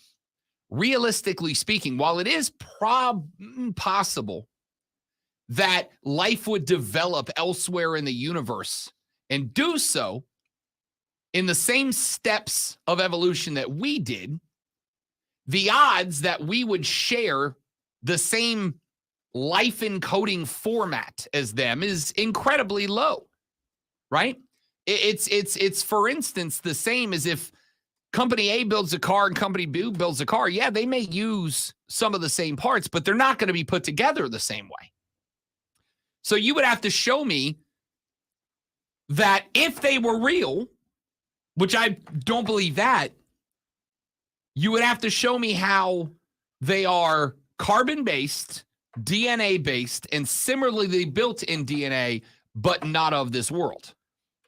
All right. Because those are 3 different things that you have to prove before I can take you seriously. Number 2, the guy who presented this evidence in front of the Mexican government is a known lifelong con artist. He has been doing this his life. He has been busted up multiple times for being a con artist.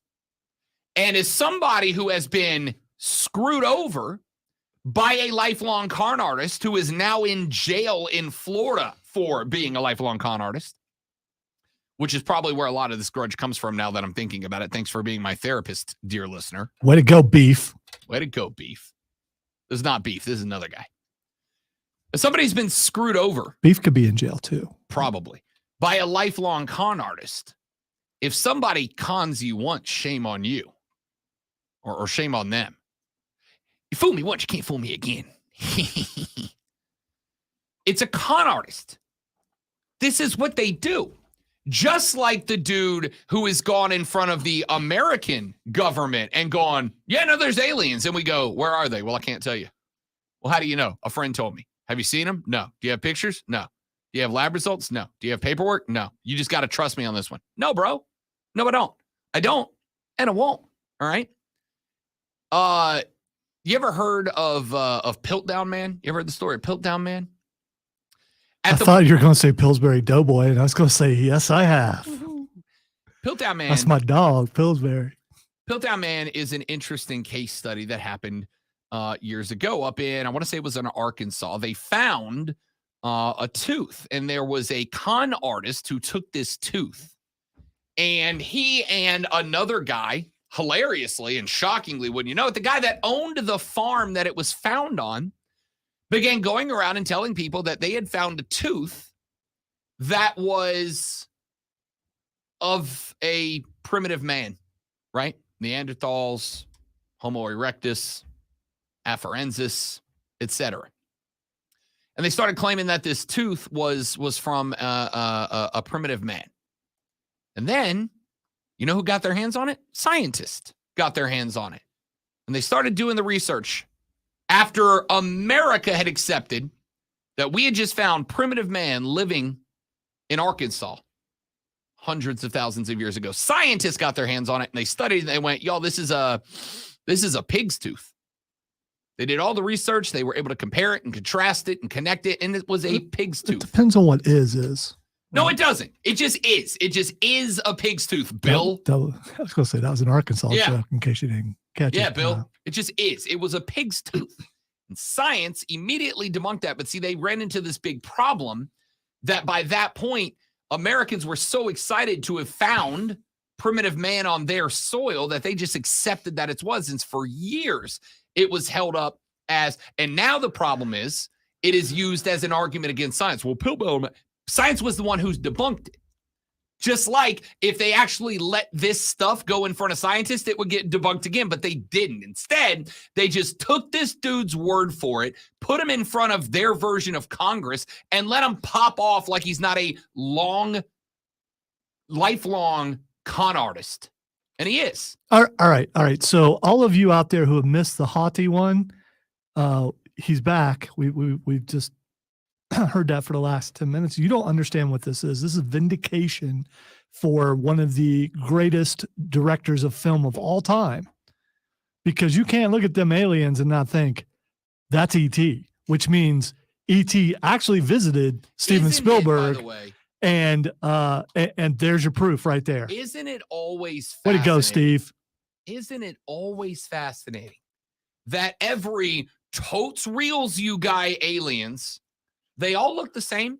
There's never, look like E.T. We never find an alien with a trunk. We never. By the way, these look more like E.T. than any of that I've ever 100%. seen. When I just glanced and was like, why is E.T. in a box? 100%.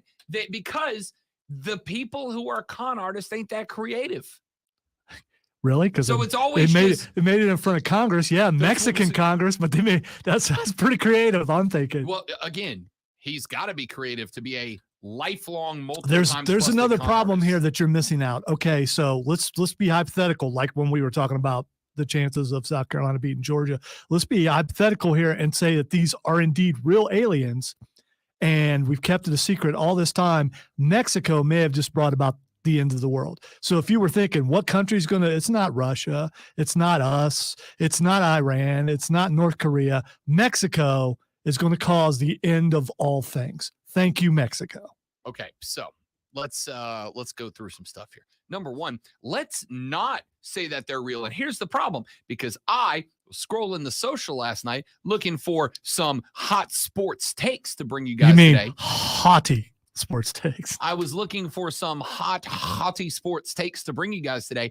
And what instead did I see but just post after post after post of, look, the aliens totes are the reals, you guys. No, you got conned by a con artist again. Again, just like the dude that somehow, I will never understand how a group of American congressmen, they are supposed to be, never are, but are supposed to be the best and the brightest amongst us that represent us in our legislative processes, how they got jacked by a con man and allowed him to sit in the halls of Congress and spew BS with no proof and no evidence. And now the Mexican government, supposed to be the best and the brightest amongst them, and clearly are not, allowed a dude who has been busted multiple times for being a con artist to show up with some salami slapped over spam with a face carved into it and go, "Totes real, you guys. Look at him.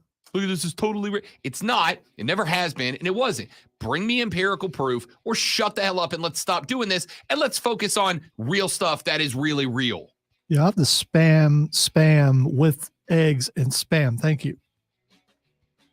Spam.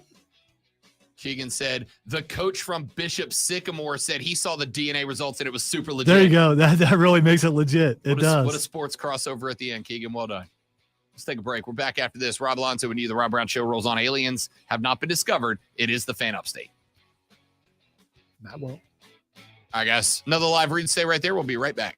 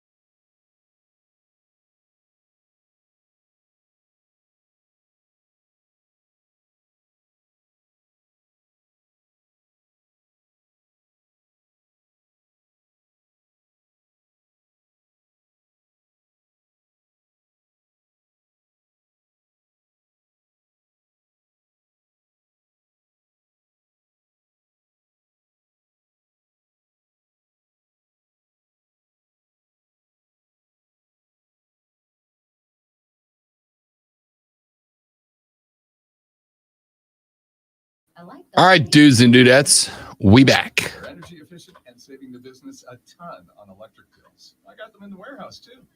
Nice. And get this, Duke Energy's Smart Path paid for almost 75% of the total cost. Wow, Duke Energy. How'd you get them to do that? It was easy. Just look up the Smart Path program. Duke Energy can help cover the cost of energy efficient upgrades for your business. Visit duke-energy.com/smartpath today. We get that guest we're talking about getting. We probably will fight each other trying to ask questions.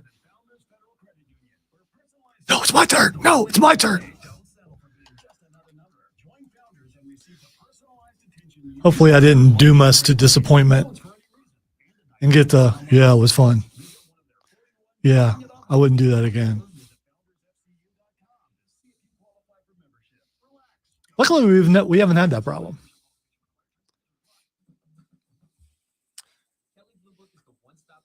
Apparently, there is a potential reunion of NSYNC in the works right now.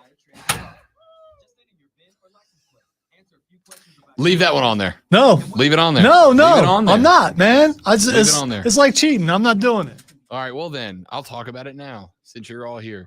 100% would go to that show. Are you pouting right now? No, it's always on the days when I have next to nothing that people like. As I was saying to Keegan and everybody else while you were out of the room, it is a game to see if I can find something at the beginning of the show and it make it till the end of the show. And it's either you, it's because we're all into the same stuff. It's hard to not, you know.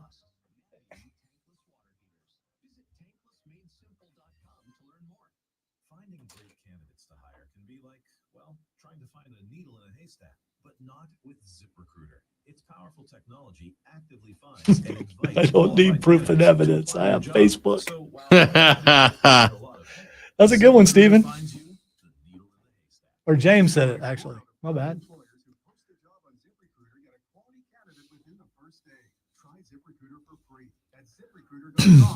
Now, I can't use that one because I want to talk about that tomorrow.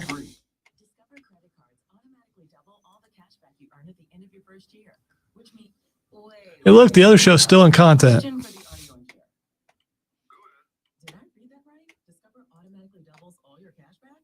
Yeah, that's what the script says. So if I get a Discover card right now, I can earn twice the cash back. And Steven bothered me earlier on saying that I was going to end up in another promo from the other show, I think. You know, cool. I show up for just a little bit and prove. I'm not going to say it until I have a bigger audience.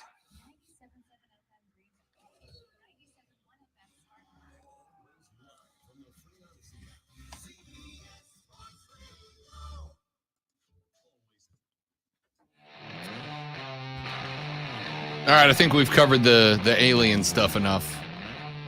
I can never have enough alien talk. Y'all, I swear, if some of y'all don't learn that just because it's on the internet, don't make it true. It's gonna be a long damn life for you. Why do you take this stuff personal?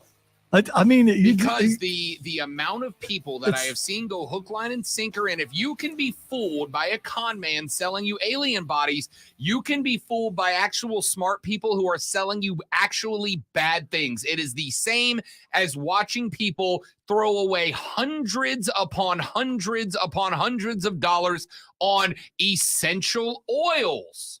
Oh yeah, rub this on your eye. I saw a lady on the internet yesterday say that if you drop I won't say the company name, but this specific company's essential oils in your eye, you won't need glasses anymore. It will fix your vision. And she had hundreds of people on the internet asking for a form to order this stuff. I know you understand what placebo effect is, and I know you understand what the power of positive thinking is. So if this works for someone, and it doesn't work for other people, but it worked for someone, it's because they believed enough that it worked and it worked. Good for them.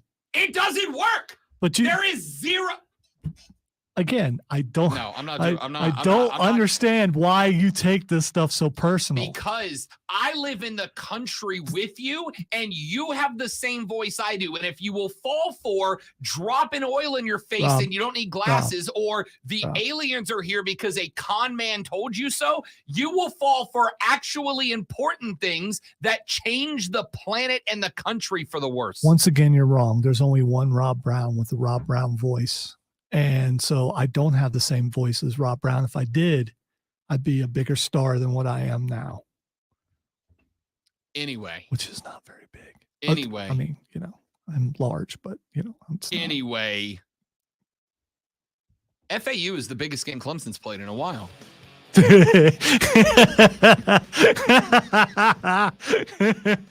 And when we come back, that's legitimate laughter, by the way. Yes, no, I know it was. We could all tell.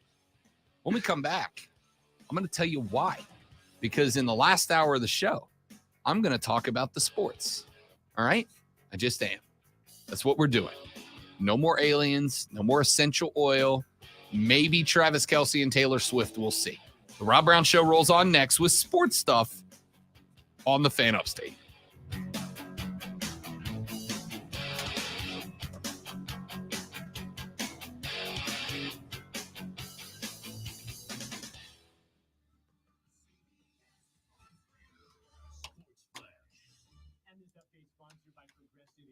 Insurance for motorcycles, boats, and RVs for protection on the road and on the water. See how much you could save at 1-800-PROGRESSIVE and progressive.com. I don't know about you guys, but I like silly Rob from yesterday. The Rob today is just, I mean, you know, this is the Rob I dread showing up, you know, because I know I'm inferior. I don't need people to tell me, you know.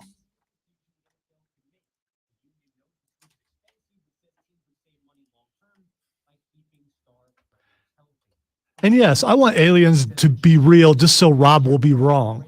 I don't think that's a bad stance. Again. So when the ray gun is about to destroy this building, I want to be able to look at Rob and go, see, you were wrong. And then, you know, I won't get the last word out. But still, he will look in my eyes and go, oh, my God, you were right before we die. You, as most people have, are misconstruing my position. And I don't okay. do words that I can't spell. So you are misrepresenting. That's even bigger than misconstruing.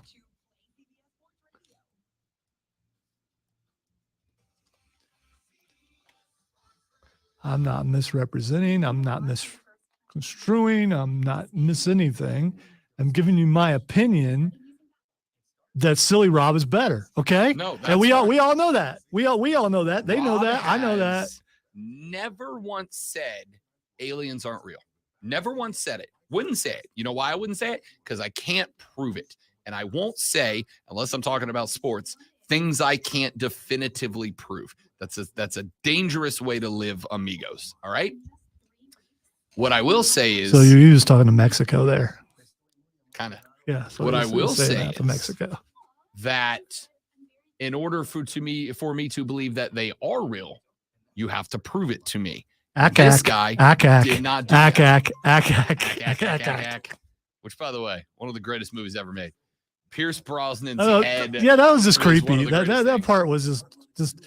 Let's see how ridiculous we can be. Wasn't it him and Julianne Moore? No, it was what's her name from Sex and the City, who was married to Matthew Broderick. Oh yeah. Sarah Michelle Gellar. Nope. No, Sarah Jessica Parker. Sarah Jessica Parker.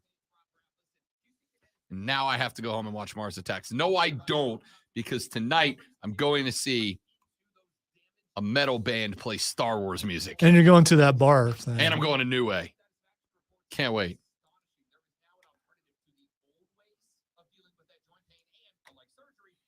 You sure you're doing all that? Because you'd already forgotten and you were pretty excited about it. So I'm a little worried. Now, Keegan and I had a whole conversation yesterday. Hey, Rob, where are you? We're here, dude. Where are you at? Keegan, if you're still watching, you might want to, send him some remind texts, but we know he won't look at them. Although Alex told me how to get you to read texts. Dude, he has come up with this new game where he's trying to get me to awkwardly mention his name on the air at inappropriate places. But I always work it into a tease for the Saturday morning scramble because I'm a professional and I'm good at this. Well, if there's money involved, he should have come at me. I'll say his name every single.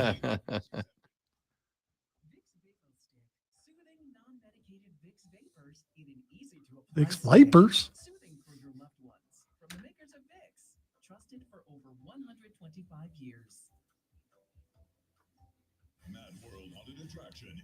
I love Vicks. I used Vicks Vapor Rub as a threat to my children all the time as they're growing up. So you're really sick. You really are. We're getting out the Vicks. No, I'm okay. I'm like, no. You guys, so tonight you're getting the Vicks. Tell you right now, if the VIX gets broken out. Because if you're not sick and you're Yeah. pretending to be sick, Yep. and if it's like you put yourself through that, that's your fault. The old Vicks Vapo Rub. Because you ain't keeping your eyes open. No, bro. I always make sure Here's my to question, get though. some right in here, right underneath the nose, so Did it's any just of right y'all there. ever rub Vicks on the bottom of your feet? Heard I've about heard that. one before. Yeah, I just think I'd fall. And if I did just that. always assume that's an old wives' tale. I mean, not old wives' tale. Like, I know people do it, but like that it does anything.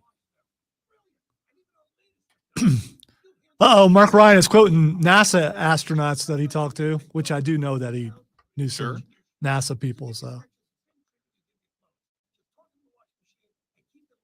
Listen, I know that there are things that we can't explain. That is not the argument. But there is a difference between I can't explain and that means it is this. Your inability to explain something does not mean that you get to just then say what it must be. That's not how this works. I've spent my entire life because It's a bad way to do it. Because I don't understand anything. Like I don't understand most things. Like, how am I still here? Like 20-something years later in radio? How the heck did that happen? I still keep waiting for someone to open the door and go, dude, you're not supposed to be here. Why are you here? Gable's in the next break.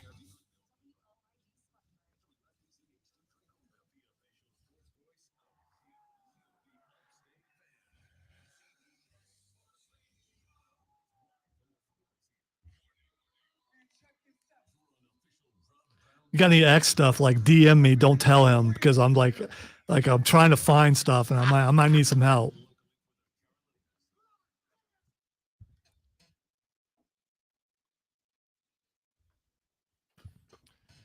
The third, the final, the best, the money hour of the Rob Brown Show starts now, ladies and gentlemen. This is the Fan Upstate. Welcome back, Rob and Lonzo with you. Yeah! On a lovely Upstate Wednesday afternoon. Should you wish to be a part of the radio broadcast, now is a wonderful time for you to do so. And we have all the different ways for you to do it. The first way to do it, and I think probably the easiest way to do it, is to hit us on the text line. It's 71307. That is the carpros.com text line, 71307. Start your text with FAN, F-A-N, FAN, F-A-N, and we will read them on the radio broadcast. The second way to do it is to give us a buzz on the phone lines at 844-326-3663, 844-326-3663. Lonzo will answer the phone. He will engage in 2 to 3 minutes of small talk with you, and then he'll put you on the air. He likes small talk only slightly as much as he likes hugs. Name parents gave. How spell? And of course, ladies and gentlemen, you can get at us on Twitter /X/Threads whatever else you want to call it. Yeah, you don't want to get on there right now because it's just a bunch of people coming at Rob about his disbelief of a certain thing. Nope. Bring it. That he says we're moving on from. Bring it. Nope. This game against Florida Atlantic University, not State University, I think might very well be the most important game that Clemson has played in a while. And here's why. Last week against Charleston Southern, and again, I mean no disrespect to any of the schools I'm about to mention. I understand that small schools have a role to play in a difficult you time is what to you play is, them. and you know what you is. But yes, sometimes you is what you is. That is a fact. Charleston Southern did, for the record, what Furman did to South Carolina. They spent a hot minute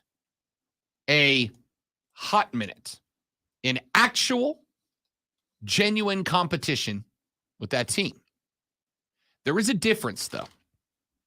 The Gamecocks were playing one of the best, I say 3, maybe 2, FCS schools in the country. Clemson was playing Charleston Southern, the Buccaneers, a team that needed everything shy of a small miracle to get by. And again, this is where I truly do mean no offense, the North Greenville Red Raiders. Okay? a 13-10 win over North Greenville. And again, I don't say that disrespectfully, but North Greenville is not on the scale of Furman. Stop coming against my people. I'm not I'm coming gonna make all of them come in this room. I can just call them up right now because they're all in the building right now. I know Holcomb's over there. Tim can come in here. There's a mic right there. Tim Holcomb, if you're listening, you're welcome on this show anytime you want. No, you stay in there and do your job, please. Texture said defense allowed 73 yards of offense. I am not arguing that Clemson's defense didn't do their job.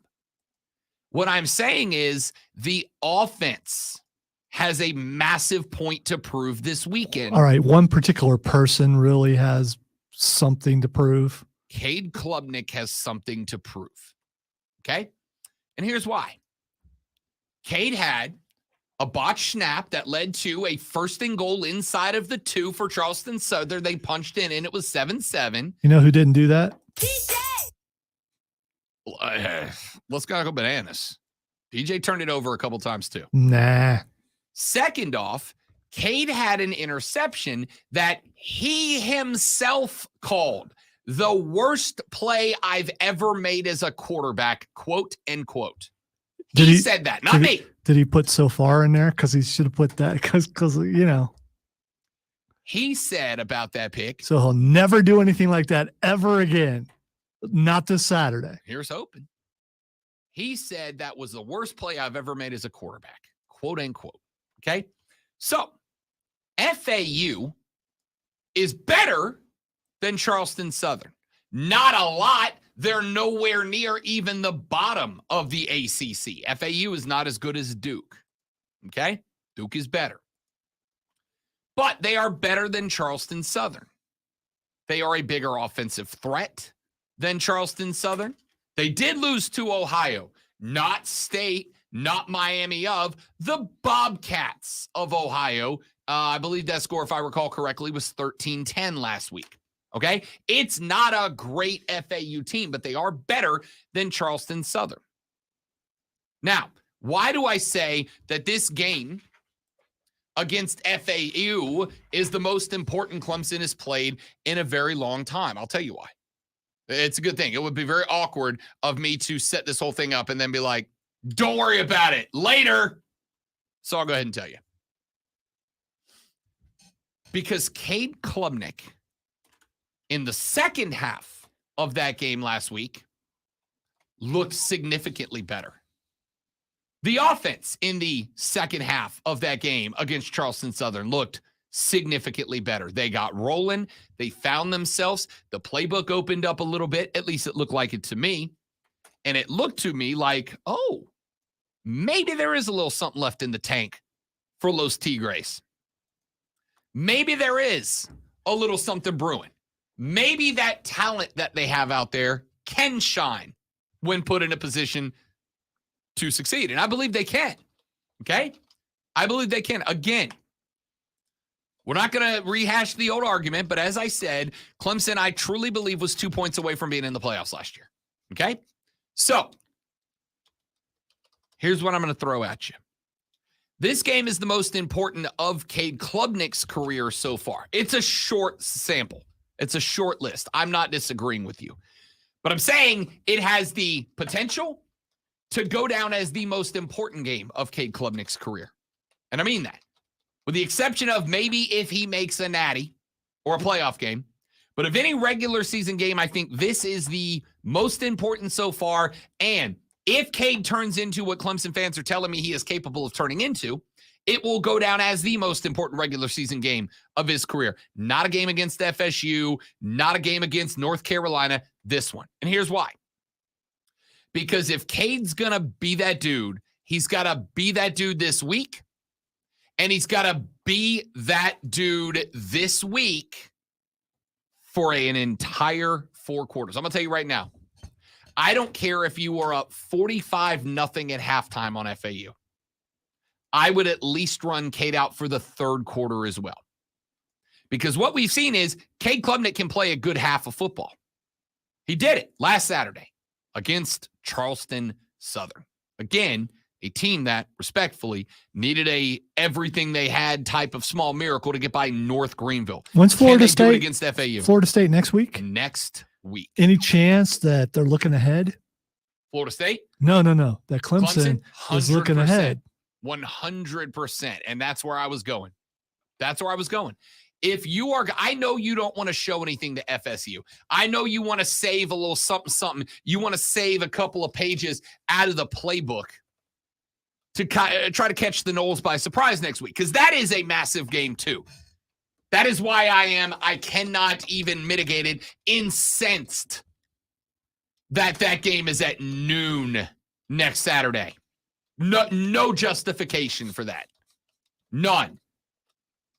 But that's a different conversation. We'll come back to it next week when I complain all week long. That game is massively important because if Florida State comes into Death Valley and beats Clemson, not wins, beats them. If it's a 3-point FSU win and it's a hell of a game, great. Hey, the ACC is a 2-horse race now, right? But if FSU comes in and beats Clemson next week, then I think it will be safe to say that Mike Norvell has wrestled the torch, the banner of the ACC away from Clemson and brought it back to Tallahassee if they beat Clemson. So I know you don't want to give everything away. I know you don't want to open up the playbook. You want to save a little something to surprise FSU with. And I respect that. I understand that. Hell, I'm not even saying it's a bad decision. What I am saying is you better crack open a lot of it this weekend against FAU, because I need to see two things. Number one, I need to see that Cade Klubnik can string more than one good half of football together. I just do. I got to see that the INTs have gone away, that the fumbles have gone away. I need no botched snaps. I need no, I got fooled by the coverage. All that's got to go. You need to, and I mean this, decimate Florida Atlantic. Show no mercy, fly the colors, take no prisoners, no quarter shall be shown. You need to you need to beat FAU so bad that they think about closing up the program. That's how bad you need to beat them. It needs to be a program-ending defeat. Because if it is not, you're going to have a Florida State team down there licking their chops, all right? Licking their chops. This needs to be a demo job of the Tigers. Because I need to see that, A, Cade Klubnik can put together two halves of football and not make mistakes that he himself describes as the worst play I've ever made as a quarterback. And B, I need you to execute the stuff you think is going to beat Florida State next week. I know you don't want to show it to them, but if you don't know that you can execute it, you better not break it out. Because the margin of error against FSU next week is razor thin, right? There's a lot of people. Let me tell you how the spot that I think they're in right now. FSU beat LSU in the single most watched game of week one. They averaged, Alonzo, 9.5 million viewers across the broadcast. It spiked at like 10.7. That's an insane number for a week one nighttime game that kicked off at what? 9:30 Eastern time, whatever it was. It's ridiculous TV numbers. And FSU went out there in a game that was crafted to be the most engaging and entertaining game of week one. FSU walked the dog on LSU to the point that there are people, not me, but there are people who went ahead and wrote off LSU because of how bad they lost that game. I am telling you, I do not think, first off, I'm not writing off LSU. I've got them in my playoff four. They are still in my playoff four because I do think you're going to have one, at least maybe two, one-loss teams in the playoffs. I think every team will have to win 12. So I think the SEC is getting 2. I think LSU and Georgia are going. But I'm not writing off LSU. I think LSU is about to hit another gear. I think LSU is going to scare some people by the end of the year. I think they will go into Alabama and beat them like Texas did, maybe more devastatingly so. And I think they will beat Georgia in the SEC championship game this year, and that will buy them a playoff ticket. I think FSU is that good. I think that's the corner that they have turned. I think they have more skill position. I mean this. I think FSU has more skill position talent across its starting 11 than anybody else in America. This is not a new take. I told you that 3 weeks before the season started. So the margin for error that Clemson has next Saturday against Florida State is razor thin, almost non-existent. And if that is the case, I want to know for a fact that the stuff that you are holding back for that game, that you can execute it. And you can tell me all day, Rob, they practice it. They do it in practice, and they nail it in practice, y'all. Ask any football coach anywhere, hey, does nailing it in practice mean that you can nail it on game day? Nope. You cannot, no matter how hard you try, you can throw the dopest jamboree scrimmage exhibition of all time, but if it's your team versus your team, you cannot replicate game speed. Last week, Burns at Greer. Burns walked it off 49-13. In the fourth quarter of that game, Lonzo, I was calling plays with numbers because the players Burns was playing did not have players represented on the depth chart, on the roster they gave us. Why?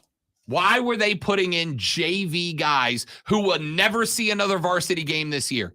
Because you cannot replicate game experience. The only way to get game experience is in a game. So Reggie Shaw trotted out his JV guys to give them game experience so that they'd have it, because you can't get it anywhere else. By the way, back in the day when Burns was on their run where they won, I think it's 10 championships or something like that, that was a regular thing. Yeah.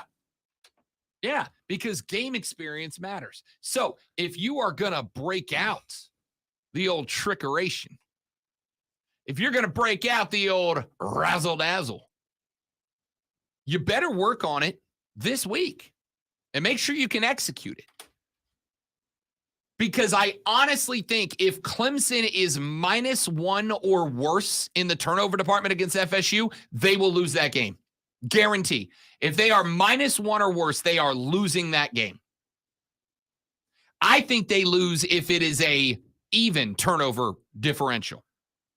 I think the only way Clemson is going to win that game against FSU is they will have to be +1 or better in the turnover differential department. You have to turn Knoll points into Tiger points. That's the only way to win that game, in my opinion. So if you're going to make sure that you are at the worst even in the turnover differential against Florida State, you better make sure this week you have got it all down to a T. Because I'll say this, I am not ready to say that the Clemson Tigers are out entirely of the playoff picture. They're not. They're not. They could still very much run the table, win the Atlantic Coast Conference over, by the way, what would then be probably around a top 12 Florida State team at the end of the year. Beat that team twice, once when they're ranked number 3 and once when they're ranked, let's say, 12-13. That's 2 ranked wins. With your only loss being to a Duke team who, by the way, is a top 25 team now, right? And then you get a little help. Michigan beats Ohio State. Ohio State beats Michigan. And then one of those teams loses in the Big Ten championship game. Michigan, Ohio State, and Penn State all beat each other round robin, and the winner of that division loses in the Big Ten championship game and has 2 losses. There's a lot of help out there right now for Clemson to run the table, win the ACC, and still get in. But you cannot drop another ball, metaphorically speaking. You also can't drop another ball literally. If you are turning the ball over twice to Charleston Southern, You're going to have a FSU secondary licking their chops, man. You're going to have FSU linebackers licking their chops because they are thriving on turnovers right now. So clean it up. This FAU game has a lot of pressure on it. A lot of pressure on it. It's got to be clean. It's got to be near perfect. If you can't be near perfect against FAU, if there are multiple mistakes against FAU, I wish you the best of luck next Saturday. Because that defense in Florida State right now is playing very good. And if you make a mistake and give Jordan Travis the ball back, ask LSU. Ask a team that was ranked much higher than Clemson to start this year in LSU. Now, granted, that was almost a home game for Florida State. Almost. It was like 65% FSU fans in Orlando. The other Tigers travel very well. But ask LSU how that went. Making a couple of mistakes and giving FSU a couple extra chances. They paid for it. Texter said, you act like FSU has already won. No, I don't. I'll tell you what I do act like. I do act like if that line gets set today, FSU minus 10.5. If that line is set today. We will get that line probably Sunday. I'm sure there are probably a book or two that already have them out. But I'm saying right now, and I've been pretty good at setting lines this year. I've been within 1.5, 2 points in either direction all year long. If that line gets set today, FSU minus 10.5. You are a dog, maybe double-digit dog. What I'm saying is, if you want that line to go from minus 10.5 down to minus 6.5 and change that line, you better be perfect against FAU. I'm not saying FSU's already won. I'm saying right now today, Lonzo, yes or no, and I'm asking you to take off the hat and just put on the analyst hat, is Florida State a better team than Clemson right now, based on what we've seen through 2 weeks? Based on what we've seen, absolutely. Yeah. Yeah. That's it. That's it. Based on what we've seen, FSU is not just a better team, but to me, a 2-score better team right now. So get it tight, get it right against FAU. No mistakes, no turnovers, no, that was the worst play I've ever made as a quarterback's. Or else next Saturday at Death Valley, Mike Norvell will come in, tear the ACC championship banner down, and carry it back to Tallahassee, Florida. And there will be some questions to ask at that point. Texter said, so we just going to leave out the Pac-12? No, not leaving them out. Yes, I left out the Pac-12 of my playoff 4. Yes, I did. And I'll tell you why. Because I think the Pac-12 is better than people gave it credit for. USC is eventually going to run into an offense that is able to shoot out with them. All right? USC's defense is not good. The fact that Stanford couldn't crack the code says more about Stanford than USC, in my opinion. Okay? It just does. Oregon can run under Bo Nix with USC. They're not as good at the quarterback spot, but they are as good everywhere else. Oregon can run with USC. Washington with Michael Penix Jr. can run with USC. That can be a shootout. Utah beat USC not once but twice last year. A USC, that team that had Caleb Williams pulling the calls. They beat them twice. I think there is a few losses that are going to end up bumping the Pac-12 champ out. I think there are 2 one-loss teams out of the SEC. We know the SEC gets bonus points. My question is, who fills up the other spots? Today, I've got it as 1 team out of the Big Ten in Michigan. I had LSU and Georgia out of the SEC and FSU as your ACC champion. Is there room for Clemson to still climb in there? Yep. But you got to beat Florida State next week. And if you want to beat Florida State next week, you better be close to perfect this week. Texter said FSU wins 49-3. Let's not go bananas. Not there yet. Take a break. We're back after this. Your thoughts are welcome on the Rob Brown Show. This is the Fan Upstate. All right, guys. One more live read, and then we're right back. Don't go anywhere.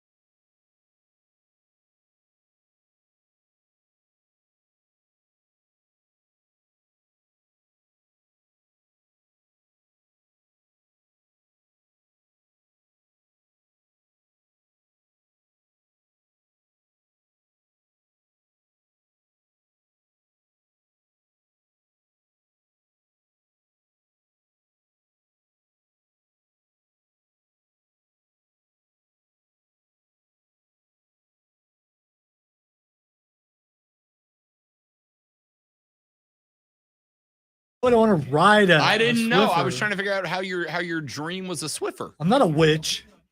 I don't need to ride a duster.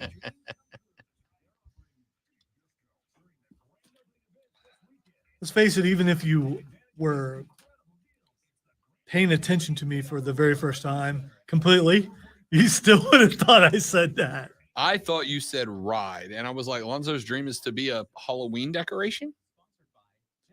Speaking of which, you should go to Lowe's and check out their Halloween decorations. They've got like 12-foot tall. It's just There's a house on Haywood that has like a 14-foot tall skeleton, and I was like, that's awesome, and I want it. So last year, our neighbors across the street had a bunch of Halloween inflatables, and Courtney all year, she's like, I hate them, I hate them, I hate them. I'm going to go out there and pop them. I hate them, I hate them, I hate them. And then about 2 weeks ago, she calls me, and she goes, hey, I'm at Target, and they have a 6-foot tall Jack Skellington and Zero inflatable. I think I'm going to buy it. And I was like, please do. So now I've got her on the bandwagon, and she told me we can get more, but they all have to be Nightmare Before Christmas themed. And I said, I accept, because that's a great movie. The Rob Brown Show continues, ladies and gentlemen. Be a part of the radio broadcast by texting the carpros.com text line at 71307. Start your text with FAN, FAM. We'll read them on the air. A couple of stories we have not got a chance to get to yet. And I'll start with this. I brought up earlier in the week, I brought up the train, the cockaboose that has replaced Cocky coming out of the cage in the South Carolina pregame festivities, in which I said, I'm not a fan. I'm not a fan. Sorry. I'm not a fan. I don't like it. I thought the cage was cool. I thought the cage was different. I thought it was unique. I thought it was better. All right. I just did. And I said that on Monday's show. all right. So listen, Dabo, you gotta you can't stay back with how everything used to be. Sometimes you got to move on to the new thing. That's what you got to do. Here's the thing. If it impacts the football team playing, I agree entirely. But traditions are for the fans, right? So I thought I had a hot take. It's getting hot in here. So hot. By saying that the cockaboose was not my bag, all right? But then the Gamecocks posted on their Instagram page a picture of Cocky coming out of the cockaboose. Nope. With the caption, are Nope. you not entertained? Right? Because we've all seen Gladiator, and it's a great movie. I don't know, man. That's a pretty old movie. There's some people out there who haven't seen it. Probably don't know what a typewriter is either. So, some of the comments tell me that my thought was that it is not a hot take. It's getting hot in here. So hot. That instead, the Gamecock fans aren't on board either. On Instagram, Gamecocks59, love Cocky, but bring back the magic box. Gamecock Christie said, bring back the magic box. Ty Williamson 01 said, actually, I wasn't. Please bring back the magic box, please. At Wicked Guardy said, quote, I certainly wasn't expecting it, but now that I've seen it, yeah, I'm a fan of the 01 black box entrance. Zipped lips emoji. At AE Perry Theory, bring back the magic box. At T Varnador 41, embarrassed is more like it. Please don't do this again. No emoji, train emoji. At A Blaine 127 said, a little too childlike for that atmosphere. Need it to be a cooler ride. At Jeb Bush 02. I didn't know Jeb was a Gamecock. Thought he'd have been more of a Sunshine State guy. Not really busy lately, I don't think. That's true. So, yeah, you know. Please clap. At Jeb Bush 02 said, didn't like it. Reminded me of when Spurrier tried to change the fight song. Wait, he tried what? What is that story? Yeah, I don't recall. I don't recall that story at all. Dalton Chestnut said, no, we weren't. Bring back the box. Ben Smith _40 said, nah, that bleep was bleep. Stop. Let's see. You think they had the same complaints when they decided to use 2001, or when they decided to use Sandstorm, when they decided to do anything? No, man, no, never fly. I mean, maybe, dude, but like, those are cool. If I'd have been there the first time they hit Sandstorm and we're like, hey, we're going to make this a thing, I'd have been like, all right, I can get back. It's like Virginia Tech rolling out Enter Sandman. You're like, all right, it's a little cliche, but like maybe, and now it's one of the coolest things in football. Yeah, I still don't understand how that applies to that team. I don't either. Yeah, but because here's the thing. Dude, I like Metallica. Do you like Metallica? Yeah, let's do that. Everything works if you do it with enthusiasm, but not just the person doing it. The people it involves, the people who are impacted by it have to be enthusiastic about it. I don't know. I've heard some enthusiastic radio shows that didn't make them good. Again, I'm not saying enthusiasm makes you good. I'm saying that enthusiasm will help convince other people that it's good, but they have to be enthusiastic about it too, right? Here's the reality. Let's use the Enter Sandman example. You know what other sportsing team has used Enter Sandman? All of them. Every sportsing team has at some point or another. Everybody's done it, but why did it become a thing that it is now Virginia Tech song? That is Virginia Tech song now in college. Because Lars was okay with it. Because if he wasn't, they would not be using it. He'd be like, we need $1 per ticket, dude, for using our song, bro. That's not how Lars talks, but you get it. Works for me. I thought you sounded just like him. Dude. Here's the thing. Enter Sandman works for Virginia Tech because when they started doing it, all of their fans went 1,000%, and it got so damn hype that people started going, wait a minute, look at that. Look at what they're doing. That is kind of badass. And it went from mild acceptance to now when I hear Enter Sandman, I can now see Blacksburg, Virginia, and 80,000 jumping in the stadium with each other. Jump Around at Wisconsin. Another song that every sports team ever has used at one point or another. But now when I hear that, what do I think of? I think Wisconsin and the fourth quarters here. Why? Because their fans adopted it with such enthusiasm that it just became their thing now. What was that word you just said? Enthusiasm. That's what I thought you said. Okay. Enthusiasm. You got to have enthusiasm. They took it, they ran with it, they made it their own. Now, I'm not saying that won't be the case for the Cockaboos. I'm saying it ain't the Sooner Schooner, man. Right? It's just not. The Black Box was cool. And you had every time. I've been there twice. I've been there for 2 games. I went to Florida 2 years ago, and I went to Clemson 2 years ago, right? And both of those games, now granted, because maybe it was different. I don't think it was, but maybe it was different because it was an SEC East rival, and then it was obviously Clemson. So no matter what you did, Cocky could have walked out there and just held his arms out, and I feel like that place would have lost its mind. But the fans just went all in, dude. They just went all in on it. The fans very clearly did not go on. That's a great point. Little Brother popped up in the stream. Yeah, it is a great point. All right. They do suck. Now, got him. Little Brother just popped in the stream. He was dropped on his head as a child and is a Florida fan. All right. And he points out that after Tom Petty passed away, Tom Petty, infamously known as the only good thing to come out of Gainesville, Florida. Tom Petty, who was dead for like 25 years before he actually died. Maybe. Dude, that's a lich. Had to be. Tom Petty passed away, and the Florida Gators decided to honor him one night by playing Won't Back Down in front of the fourth quarter. And here's the thing. Tom Petty's Won't Back Down is a remarkably good song. It is one of my favorite songs of all time. But it is not a football jam, man. Right?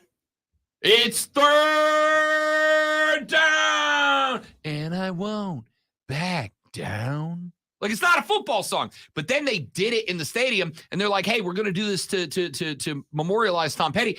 And then the entire 100,000 strong at Ben Hill Griffin Stadium started ripping into that song and singing it. And now it is a badass tradition in Gainesville that more of you would know about if the Gators weren't bad at football for the last couple of years, right? It's a great tradition, but it's only a great tradition. Why? Because the fans went all in on it. Here's what I've said, and I'll say it again. Trying stuff is great. Trying stuff is phenomenal.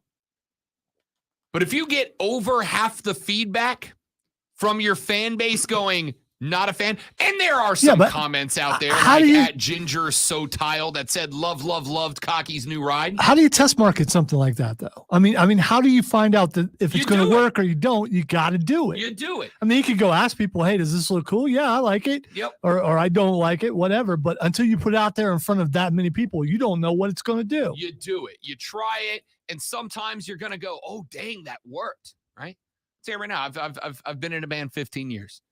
We have a lot of stuff that we do every show because the fans lose their mind every time. We got a choreographed dance to Don't You Forget About Me that we do. Why do we do it? Because one day we got bored. We were like, what if we did the montage when they're playing that song in the movie? Not that song in the movie, but the song in the movie. The Breakfast Club. Yes. The Breakfast Club, where it shows all the characters dancing with different combinations of the characters. And you get the one where the three dudes are up on the banister and they're doing the walk back and forth. Like, we do that now. And then you got Emilio and John Bender doing the thing where they walk back and forward with their feet. We do that now. And we did that because the first time we did that at a show, just goofing off, people lost their minds. And we're like, oh, that's the thing we do now, right? Because you try something. Quit leaving out Anthony Michael Hall. Anthony Michael Hall. Come on. Respect to Anthony Michael Hall. When you do something, if it works, you leave it. And if it doesn't, you ditch it and you try something new. Listen, first off, love the cockabooses at the stadium. Do I've said since I moved here. Like, my next Gamecock related goal, like my next Clemson related goal is I want to run down the hill. All right, I'm probably going to tear a quad. Probably going to Vince McMahon myself, but I want to run down the hill. Aaron Rodgers or something. Yeah, but I want to run down the hill. Might be too soon. No, not at all. Somebody this morning, I was listening to another show on the way in, and they were doing, what is the Achilles heel of each team? And the guy goes, what is each NFL's team Achilles heel? I probably shouldn't use that phrase right now, right, Jets fans? And I was like, oh, got him. My next Tiger-related thing, I want to run down the hill. All right, and I think anybody who's ever seen it have you seen it? I've seen it. It's not that impressive. I've seen it. It's not really. It's just a mountain. Right, but let's be honest. I mean, let's be honest. Yeah. If you want to run down the mountain, that's up to you. Cocky coming out of the magic box was literally a dude in a bird suit coming out from behind a shower curtain. But it works because of what's around it. The hill work. I'm going to tell you right now, the hill by itself, like just the concept of football team runs downhill, not that impressive. But when you stick it in the middle of Memorial, when you stick it in Death Valley, and you got 77,000 Tiger fans losing their damn mind about it, it actually is pretty cool. Camera angles make it look more impressive than what it really is. I have been there. I have been there. By the way, Rob, so have I. Yeah. I've been there. Wow. Okay. I have been there twice. I have watched that entrance twice. Once from closer to field level and once from the press box. And I will tell you, both times, I was like, it's actually kind of cooler than I thought it was going to be. I'm more impressed when Dorman does it. Sure. Not me. I was like, damn, it's actually pretty cool in context. Cocky coming out from behind a shower curtain is not that cool. If you're walking down Greenville and some guy is standing in the middle of the road and then a shower curtain comes down, there's a bird, you're like, all right, that's weird. Why are you saying if? In the context of that environment, it's awesome. The cockaboose in context is awesome. My goal is to tailgate in a cockaboose. If any of y'all know Darius, give him a call. Tell him Rob Brown. He knows me. Tell him Rob Brown wants to jump in the cockaboose and tailgate for a game. Well, if he knows you, why do they have to call? He didn't give me his number. We're not that close. It's like a loose acquaintanceship or whatever you call it. I want to tailgate in a cockaboose. It's cool. I get it. But I don't think you have the money for that because no, I definitely don't, or else I would have already done it. Yeah, my understanding is it costs a little bit to get in there. So I got to know somebody who knows somebody. Point is, you tried it. It didn't work. What do you want? All right. Was that 6 minutes on Cocky's entrance? You're damn right it was. Because tomorrow, ladies and gentlemen, tomorrow is Thursday.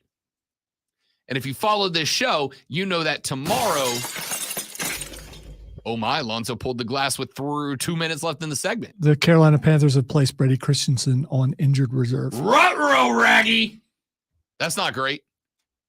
That is according to the Carolina Panthers account themselves. So That's not good. I did not know that he got banged up last game. Or that banged up, I should say. Let's see here. According to the Carolina Panthers, left guard Brady Christensen will miss at least the next 4 weeks after he was placed on injured reserve today. He played every snap of the opener, but suffered a biceps injury late in the opener at Atlanta. Rookie Chandler Zavala started at right guard, who, by the way, played really well. Zavala was really maybe the best offensive lineman in that game. Started at right guard last week, but spent most of his college career on the left at NC State. So likely they will move him over. They do have options. Caden Mays, Calvin Throckmorton, Nash Jensen. I saw Throckmorton. He played in New Orleans for us. Not bad. And, of course, still waiting for Austin Corbett to come back. And when Corbett comes back, that's going to be a massive deal. We also now know that the Panthers placed cornerback Stanley Thomas Oliver on the practice squad, injured reserve with a hamstring issue. Practice squad running back Spencer Brown was there as well. All right, so that's the news we got. That's not great. And it's not great considering one of the few places that played well for the Saints last week was the defensive line. They were up in Ryan Tannehill's grill all day. So not the best news, not the news you wanted. Take a break. We'll come back. We'll wrap up the show. My name is Rob Brown. That guy over there, that's the great one, Lonzo. Ladies and gentlemen, you're listening to The Rob Brown Show. You're listening to The Fan Upstate.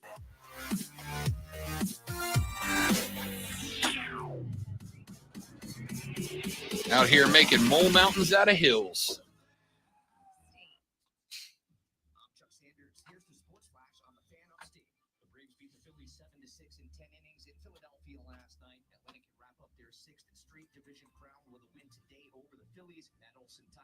Season home run record with his 51st. Marcell Ozuna hit a 3-run shot. Ronald Acuna Jr. had a 2-run blast. Atlanta blew a 6-1 lead, but won it on Eddie Rosario's RBI single that scored the automatic runner. Philadelphia is the National League wild card leader. Bryce Harper got his 1500th career hit on his 17th homer of the season in the 8th. Bryson Stott had a 2-run homer in the 8th. The Panthers have signed cornerback Lamar Jackson to the practice squad. Carolina's secondary took a big hit in Sunday's loss to the Falcons when J.C. Horn left the game with a hamstring injury. Former Bears running back Tariq Cohen is planning to sign with the Panthers practice squad. The Fan Upstate is your home for Furman Paladins football play-by-play all season long. Catch every game right here live. Download the Odyssey app, search the Fan Upstate, and listen anywhere on your phone. I'm Chuck Sanders with the Sports Flash on the Fan Upstate. I'm Omar Reese with NFL Network Now on the Westwood One Radio Network. After one of the most anticipated seasons in Jets history, Aaron Rodgers' season is done after 4 snaps.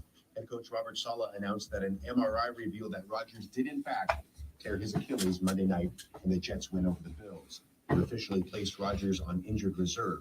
When asked how disappointed he is, the coach let it be known his heart goes out to number 8 more than anyone. I feel more for Aaron than anyone. He's invested so much into this organization, so much into this journey that he's embarked on, and wanting to be a part of what we've got going here, and how much he's invested in not only this organization but his teammates, himself, this fan base. Saleh reiterated that Zach Wilson is now their starter. This has been NFL Network Now on the Westwood One. Well, yeah. I mean, who else would be? I mean, at least right now, he's got to go with it. Yeah.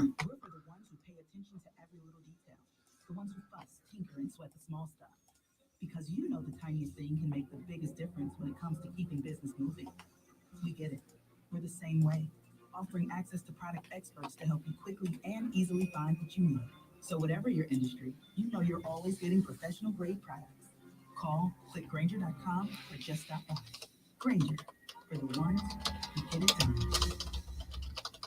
A lot of schools talk about training the cybersecurity workforce of the future, but do they really deliver? My Computer Career has been supplying the IT workforce with thousands of skilled certified pros for 15 years. Train with the experts in support, networking, or cybersecurity and start your career in months, not years. Upskill even faster.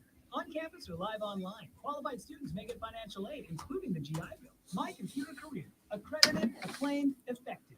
Take the free career evaluation at mycomputercareer.edu. We were walking through Lowe's, buy the Halloween stuff, and Lisa got ready to push a button. I was like, do not push that button. And she pushed it, and there's a little witch. You would have passed out. She almost did. So what it did, instead of doing the hee kind of thing, the neck pops up a foot. It's just like boom, instantly, and she's just like, oh. I was like, I told you not to push. Why would you push that button? So at Party City, I saw this the other day.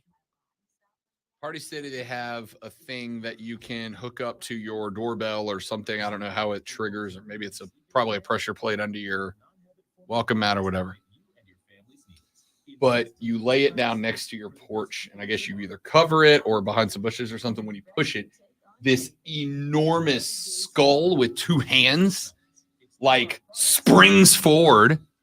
And I don't know if it's like inflated or if it's like a plastic frame so it can lay flat or whatever, but it jumps out and it screams at you. And I told Courtney, I was like, if that happened to me, I would crap my pants on somebody's front porch. 100%. I'd be like, never mind, gotta go home. See you when I see you. I would moraz myself right on the spot.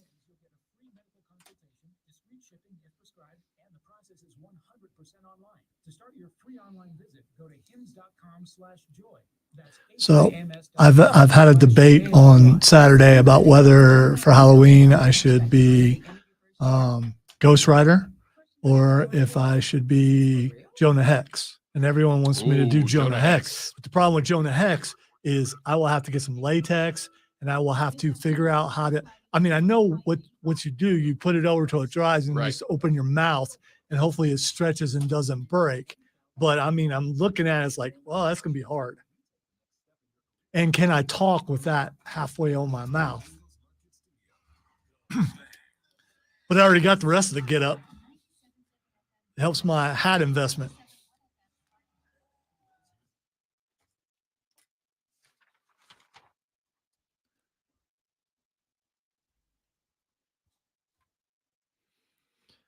All right, time to ask Rob what the X is going on. Yeah, there's just disappointment in my voice because every time I come up with something, everybody else got to spoil it. But I found some stuff.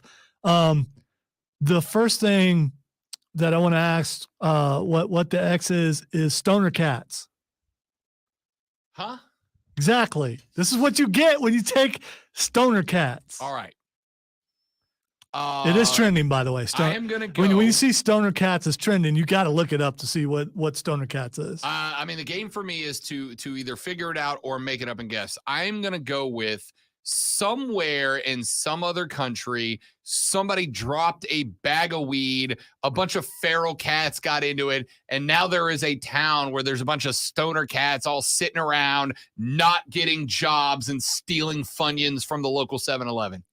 You know, Funyuns is pretty close to what it is. Actually, the SEC has charged stoner cats for unregistered NFTs.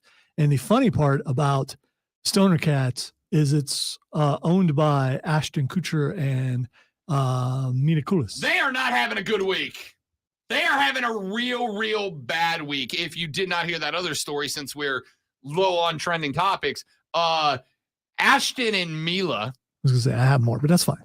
Ashton and Mila. So Danny Masterson, who played in that 70s show, he played, gosh. I've only watched a couple episodes, but I know who he is. I used to love that show. He's in jail. I know that. Yeah, he's in jail because he raped some people.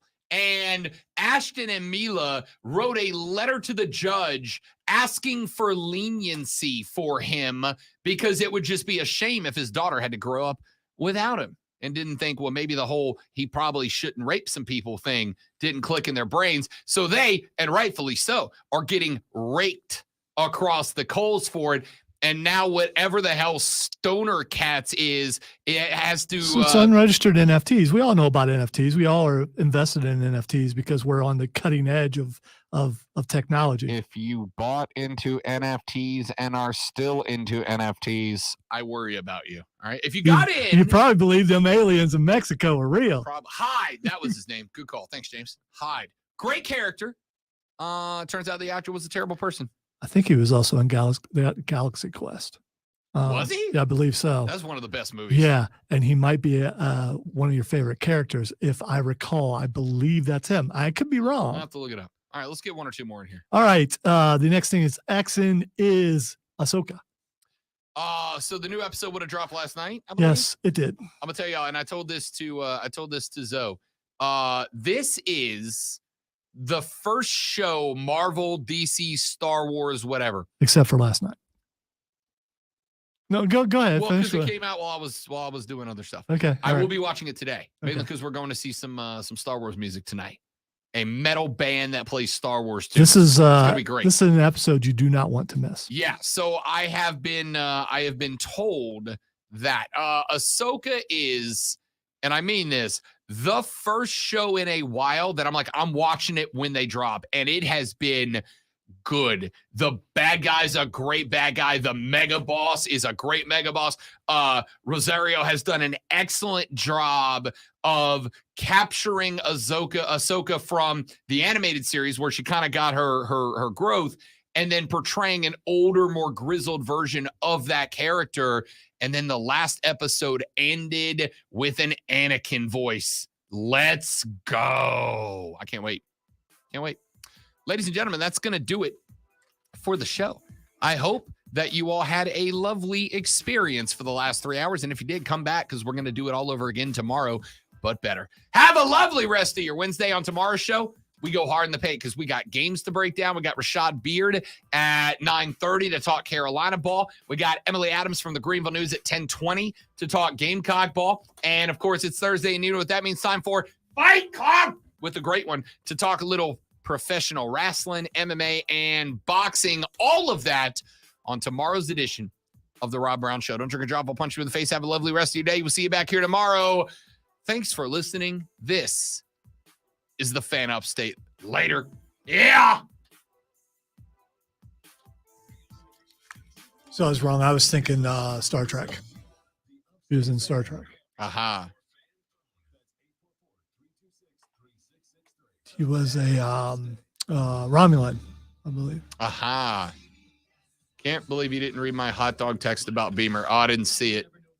Oh, there it is. The train will begin until they're discovering hot dogs before the game or until Shane complains that they're leaving tracks on the field. That's my actual concern, is that they're gonna trot it out there on a rainy day and jack up the field, and old Shano's gonna be ticked.